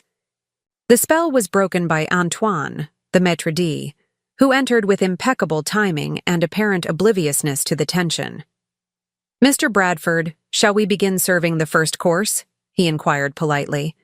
My father cleared his throat, visibly, struggling to regain his composure. "Yes, of course. Everyone, please take your seats." The ritual of the meal provided welcome structure for the socially awkward situation. Guests shuffled to their assigned tables. The waitstaff began circulating with wine and appetizers, and the volume of conversation gradually rose to mask the undercurrent of discomfort. I made my way toward Sarah Peterson's table, where Uncle Mai. Leo had already saved me a seat. "Magnificent entrance," he murmured as I sat down. "William would have been proud."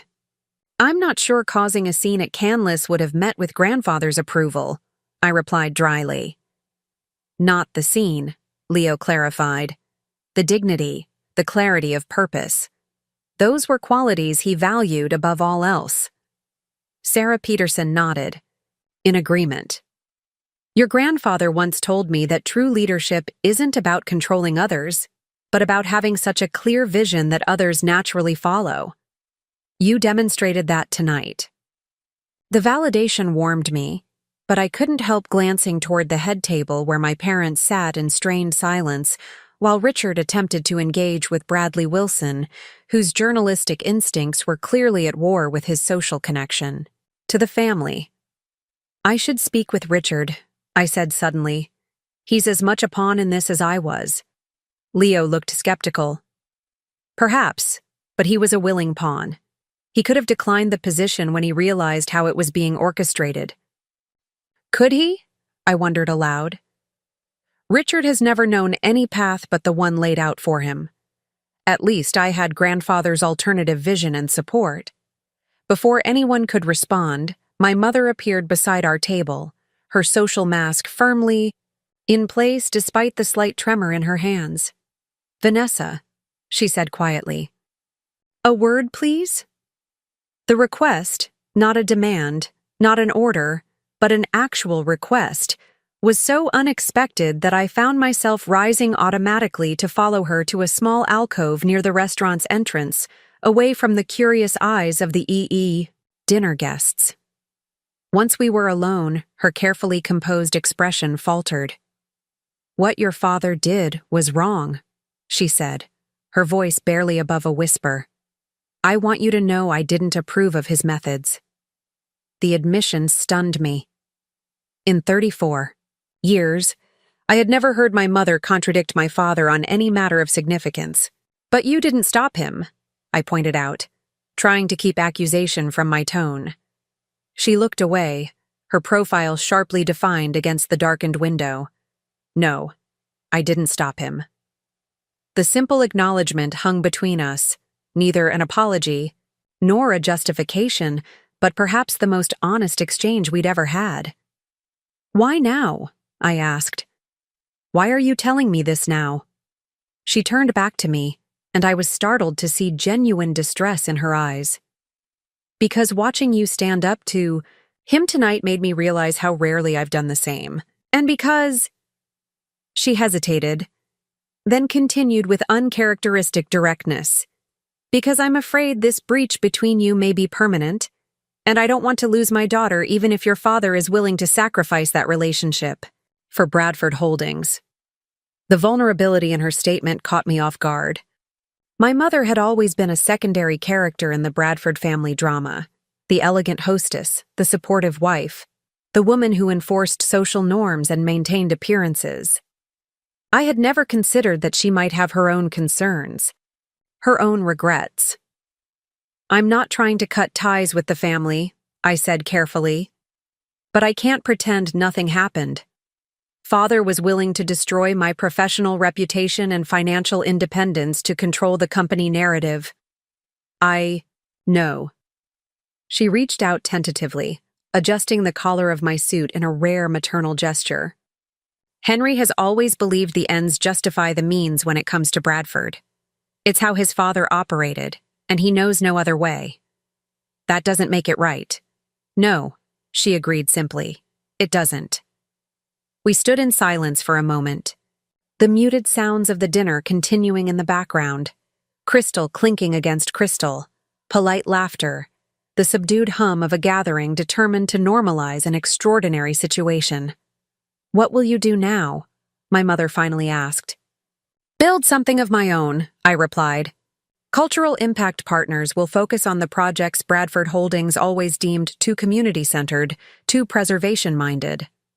"Using your grandfather's secret trust," she said, surprising me again. "I knew about it, you know. William told me after he established it. He wanted someone else in the family to know it existed in case." She didn't finish the sentence. "In case Father tried to block my access to it," I completed for her. She nodded slightly, neither confirming nor denying. "Will you come to Sunday dinner next week? Richard wants to speak with you properly, away from all this." She gestured vaguely toward the dining room. The invitation represented a crossroads. I could refuse, drawing a firm boundary between my new path and my family's expectations. Or I could accept, maintaining the relationship despite everything that had happened. Neither choice seemed entirely right or wrong. "I'll consider it," I said finally. "But I need some distance first." She accepted this with a small nod. "That's fair. When you're ready, we'll be there." She hesitated, then added quietly, "I'm sorry, Vanessa, for not being the advocate you deserved." Before I could respond to this unprecedented apology, she turned and made her way back to the head table, her posture impeccable, offering no outward sign of the momentous exchange that had just taken place. I remained in the alcove a moment longer, processing this new dimension of family complexity, before returning to Sarah's table. The dinner continued with superficial normality, though the undercurrents of tension remained palpable throughout. The carefully choreographed courses. My father did not approach me again, maintaining rigid formality as he introduced Richard to key clients and associates. To his credit, Richard appeared increasingly uncomfortable with the charade, his responses growing more stilted as the evening progressed. As dessert was being served, my grandfather's favorite dark chocolate soufflé, a Bradford celebration tradition, Richard suddenly excused himself from the head table and made his way toward me. Our father half rose as if to stop him, then subsided under the weight of too many watching eyes. "Could we step outside for a minute?" Richard asked, gesturing toward the restaurant's famed terrace overlooking the lake. I nodded, following him through the glass doors into the cool evening air. The Seattle skyline glittered across the water, the Space Needle illuminated against the night sky. For a moment, we stood in silence, the familiar view evoking memories of countless family celebrations that now seemed to belong to another lifetime. "I didn't know," Richard said finally. "About the will amendment, the account freeze, any of it. Father called me in London last week. Said grandfather had designated me as successor and the board was ready to make the transition. That's all I knew until tonight." I studied my brother's face, noting the genuine distress in his expression. Richard had always been transparent in his emotions, unlike our father, who cultivated inscrutability as a business asset. "I believe you," I said simply. He blinked, clearly surprised by my ready acceptance. "You do?" "You've never been particularly good at deception, Richard. It's actually one of your better qualities." A reluctant smile tugged at his mouth. "Not ideal for a CEO, according to Father's endless lectures." Perhaps Bradford Holdings needs more transparency, not less, I suggested. The company has operated behind closed doors for too long, making decisions that affect communities without their input. Richard leaned against the terrace railing, his posture deflating slightly. I'm not qualified for this position, Vanessa. We both know it. I barely understand our core business model, let alone your initiatives with sustainable development and community integration. The frank admission was so unexpected that I momentarily struggled for a response. Richard had spent his entire life being told he was destined to lead Bradford Holdings. To hear him acknowledge his limitations represented a level of self-awareness I hadn't credited him with. You could learn, I offered.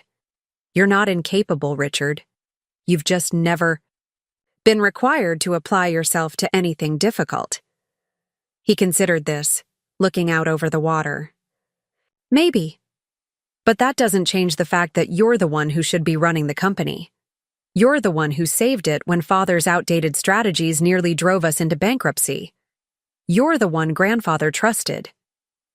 And yet, here we are, I said, without bitterness. You're the CEO of Bradford Holdings, and I'm starting a new venture that will probably compete directly with some of your developments. Richard turned to face me directly. What if I don't want to be CEO? What if I resign tomorrow, told the board I'm not accepting the position? The possibility hung between us, tempting and treacherous. For a moment, I allowed myself to imagine returning to Bradford Holdings triumphantly, reinstated as CEO, vindicating my grandfather's faith in me. Then I thought about what that would actually mean. Fighting the same battles with my father and the old guard on the board, compromising my vision to accommodate their resistance, continuing the exhausting struggle to modernize a company that was fundamentally attached to its traditional identity. No, I said finally. Bradford Holdings is yours now, for better or worse. Make it what you want it to be, not what Father demands. And what about us? Richard asked quietly. We've never been close, Vanessa. I know that's largely my fault. I was jealous of your relationship with Grandfather, resentful of how easily everything seemed to come to you. Easily? I couldn't help the incredulous laugh that escaped me. Richard, I've worked 14-hour days for 15 years trying to prove I belonged at Bradford. Nothing about it was easy. He had the grace to look abashed. I meant it seemed easy to me. You always knew exactly what you wanted, exactly who you were. I never did. I just tried to be what everyone expected. The insight into my brother's perspective was illuminating. Where I had seen privileged indulgence, he had experienced purposeless drift. Where I had fought for recognition, he had struggled with expectations he felt unequipped to meet. Maybe we both needed to step away from the Bradford legacy to figure out who we really are, I suggested. Richard nodded slowly. I think I'd like to try running the London office for a while, away from Father's direct oversight.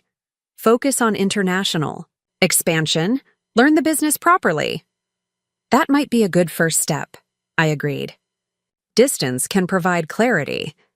And maybe, he hesitated, maybe our companies could collaborate on certain projects, your cultural preservation expertise with Bradford's development resources. The suggestion was unexpected, but not unwelcome. I'd be open to discussing specific opportunities, I said cautiously. Once Cultural Impact Partners is established, and Bradford Holdings has demonstrated a genuine commitment to ethical development. Richard extended his hand formally, a gesture that seemed simultaneously childish and sincere. To new beginnings, then. Both professionally and as siblings. I took his hand, feeling the strange weight of this moment. Not a complete reconciliation, but an acknowledgement of possibility. To new beginnings. As we returned to the dining room, I noticed my father watching our interaction with an inscrutable expression. Whatever he had hoped to achieve with tonight's celebration, it had certainly not included his children finding common ground independent of his influence. Sarah Peterson raised her glass slightly as I rejoined her table, a quiet salute to whatever she had observed transpiring on the terrace. Families are complicated ecosystems, she commented as I sat down. Sometimes the most disruptive events lead to the healthiest long-term adaptations. Uncle Leo chuckled. Sarah, you've been spending too much time with those environmental scientists at your manufacturing plant. Not everything needs a biological metaphor. On the contrary, Sarah countered with a smile. The principles of adaptation and evolution apply remarkably well to both business and family dynamics. Wouldn't you agree, Vanessa? I glanced across. The room at my family, my father rigid with controlled fury, my mother watching me with newfound consideration, Richard looking simultaneously lost and relieved as he fielded questions from Bradley Wilson. I think, I said carefully, that some relationships evolve, some become extinct, and some discover entirely new forms when the environment changes dramatically enough. The evening was drawing to a close, the carefully planned celebration having devolved into something no one had anticipated. As guests began making their farewells, I felt a strange lightness replacing the anger and betrayal that had driven me for the past 2 days. Bradford Holdings was no longer mine to save or reshape. That burden and opportunity now belonged to Richard. My path lay elsewhere, undefined but filled with possibilities my grandfather had foreseen even when I couldn't. As I prepared to leave, Dakota appeared at the restaurant entrance, right on cue for our prearranged departure. Everything all right? She asked quietly, taking in the subdued atmosphere of the concluding dinner. Nothing is all right, I replied, truthfully. But strangely, that feels exactly as it should be. 6 months later, I stood on the rooftop garden of the Westlake Arts District's central building, watching as artists, community members, and business leaders mingled against the backdrop of Seattle's skyline. The spring evening was unseasonably warm, the sunset painting the sky in hues that matched the champagne being served to celebrate Cultural Impact Partners' official launch. In the month since that fateful dinner at Canlis, my life had transformed in ways I couldn't have imagined when my father first slid those inheritance documents across the conference table. The legal fallout had been swift and consequential. Judge Wilson announced his early retirement amid an ethics investigation. My father avoided formal censure only through a carefully negotiated settlement that included his resignation as chairman of Bradford Holdings, though he remained on the board in a diminished capacity. The forged amendment to my grandfather's will was officially invalidated, though by then it hardly mattered. I had already committed to my new path. Richard had surprised everyone by following through on his terrace promise, relocating to London, to run Bradford's international division rather than assuming the CEO role in Seattle. The board had appointed an interim CEO, a respected industry veteran who had previously retired from a competitor firm, while conducting a proper executive search. The company was stable, if somewhat diminished in local influence. But tonight wasn't about Bradford Holdings. Tonight was about celebrating what had emerged from its shadow. Quite the turnout, Mira observed, appearing at my side with 2 glasses of champagne. She handed me one, casting an appraising eye over the gathering. The mayor, 2 city council members, Seattle's cultural elite, and, is that the dean of architecture from the university? I nodded, accepting the glass. Sarah Peterson made some introductions. Turns out preserving historic buildings while creating affordable spaces for artists is a popular concept with civic leaders. Who would have thought? Mira's tone was playfully sarcastic. It's almost as if community-centered development with environmental consciousness might actually be viable. Radical concept, I agreed, unable to suppress a smile. Clearly doomed to failure. Dakota joined us, tablet in hand as always. The Belltown warehouse conversion is officially funded, she reported, visibly pleased. The investment group was so impressed with tonight's presentation that they committed to the full amount, with potential for Phase 2 funding if initial occupancy targets are met. That's our third project fully greenlit, Mira noted. Not bad for a company that didn't exist 6 months ago. The swift success of Cultural Impact Partners had exceeded even my optimistic projections. My grandfather's seed funding had provided the foundation, but it was the network of relationships I'd built over 15 years, with investors, community organizations, and local government, that had truly accelerated our growth. That and the team we'd assembled.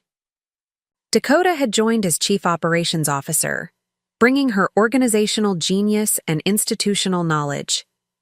Nate had left Bradford Holdings to become our legal counsel, eager to support an organization whose values aligned with his own. 3. Former Bradford project managers had followed, drawn by our mission and the opportunity to work without the constraints of outdated corporate thinking. The Seattle Business Journal piece certainly didn't hurt, Dakota added, nodding toward Bradley Wilson, who was deep in conversation with one of our community partners near the herb garden.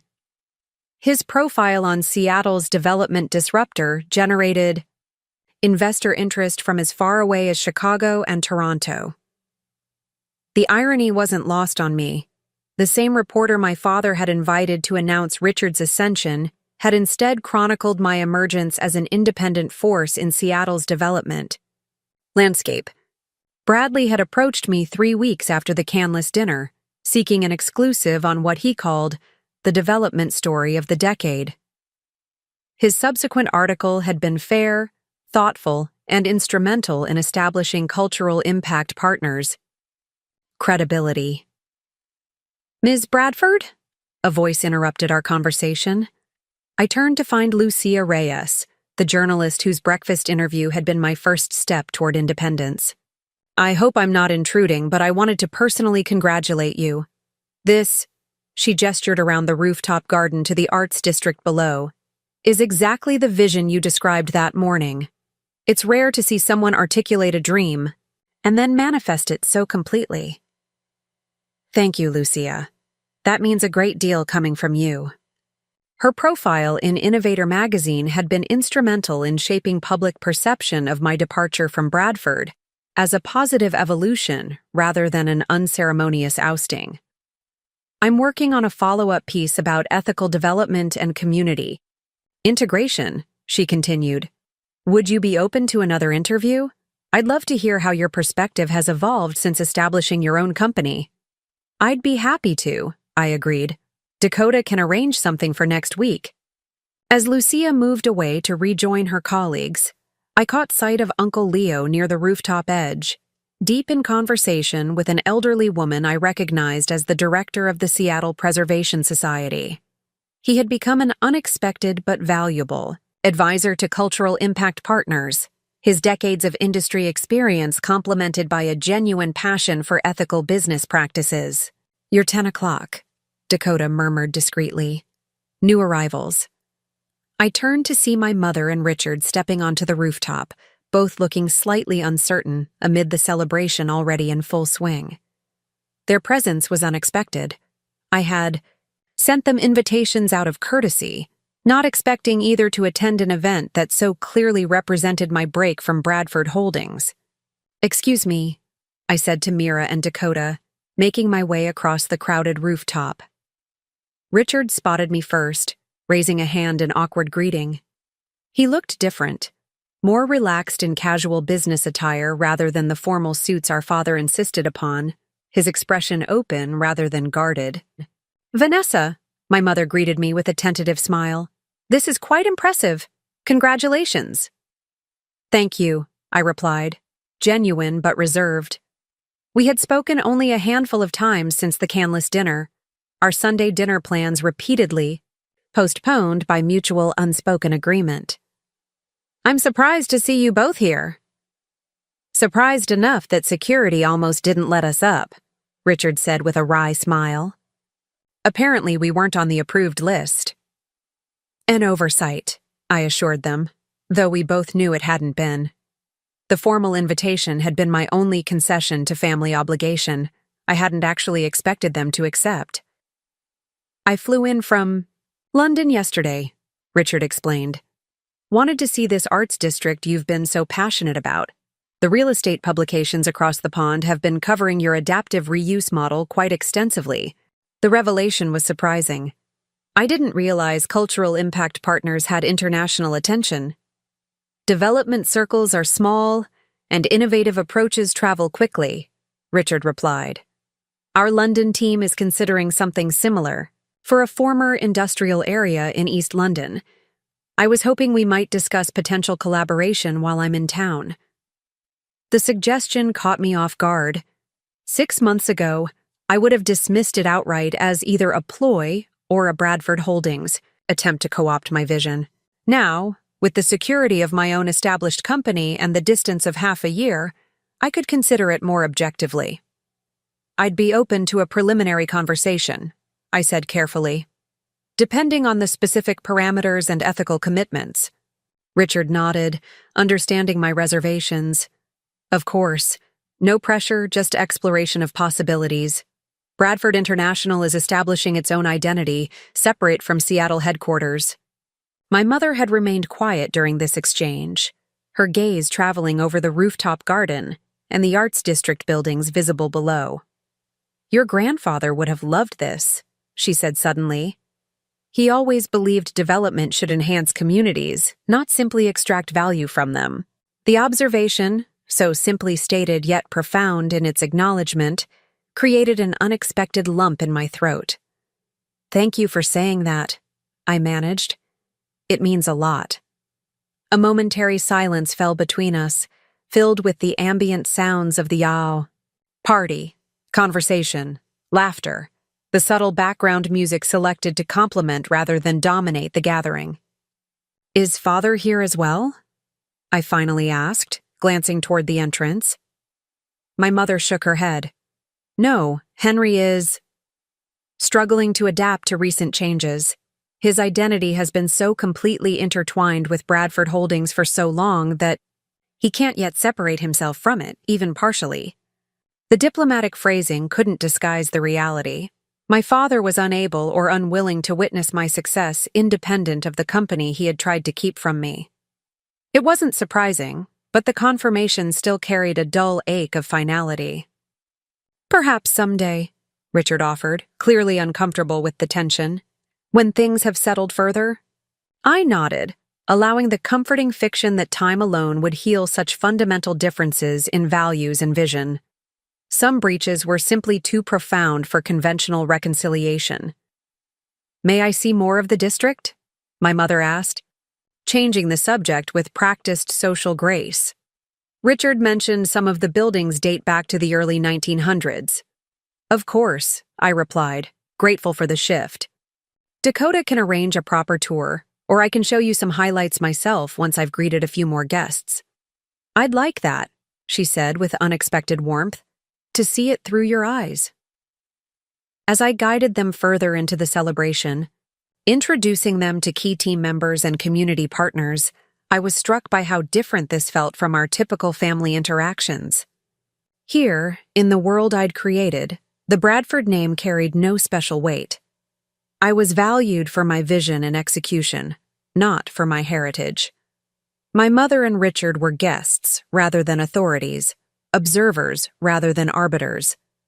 The realization brought with it a profound sense of peace. Not the absence of conflict, but the presence of authenticity. The freedom to define success on my own terms, to build relationships based on shared values rather than obligation. Later, as the celebration continued into evening and the city, lights began to sparkle below. I found myself alone for a moment near the rooftop edge, contemplating the journey of the past 6 months. From the devastating conference room revelation to tonight's successful launch had been a path of continuous reinvention, of shedding inherited expectations to discover my genuine priorities. Penny for your thoughts, came Uncle Leo's voice, as he joined me at the railing. Though given current market conditions, I should probably offer at least $1. I smiled at the familiar humor, just reflecting on how completely everything has changed since that day in the stairwell. Has it? Leo questioned, his expression thoughtful. Or have circumstances simply aligned to reveal what was always true beneath the surface? This philosophical query was typical of our conversations over recent months, as Leo had shifted from distant relative to valued mentor. Maybe both, I conceded. The situation forced me to confront truths I might otherwise have continued to ignore.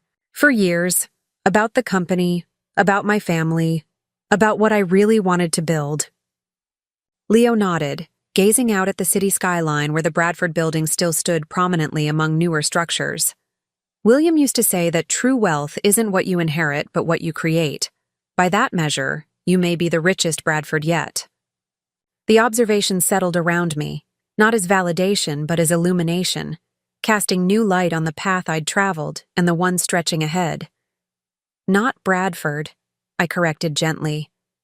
Cultural Impact Partners doesn't carry the family name. That was a deliberate choice. The legacy isn't in the name, Leo countered. It's in the values. The commitment to building something meaningful that outlasts individual ambition. In that sense, you're carrying forward what was best about William's vision while leaving behind what limited it. From across the rooftop, I could see Mira signaling that it was time for my closing remarks to the gathered supporters and partners. Dakota was already organizing people near the small stage area, her efficiency ensuring the event would conclude as seamlessly as it had begun. I should go wrap things up, I told Leo. Will you stay for the final toast? Wouldn't miss it, he assured me. This is just the beginning, you know. What you're building here will reshape how development happens in this city, maybe beyond. As I made my way toward the stage, I passed my mother and Richard, now deep in conversation with Sarah Peterson. My mother caught my eye and offered a small, genuine smile.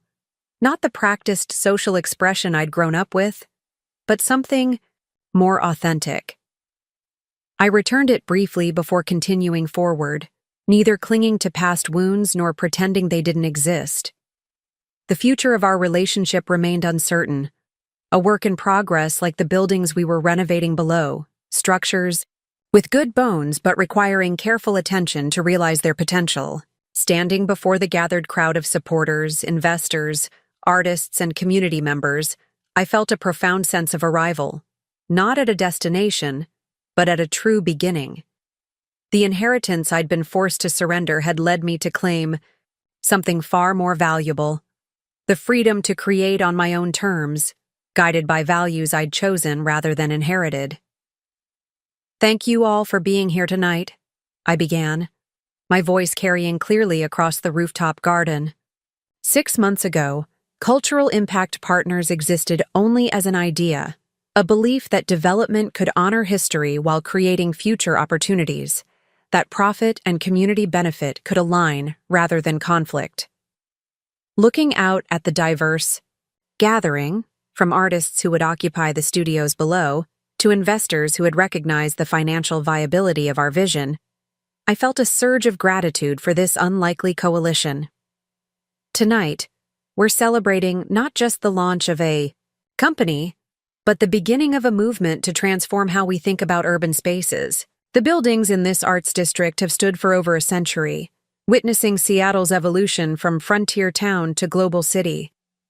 Our commitment is to ensure they stand for another century, not as monuments to the past, but as living spaces, where creation continues.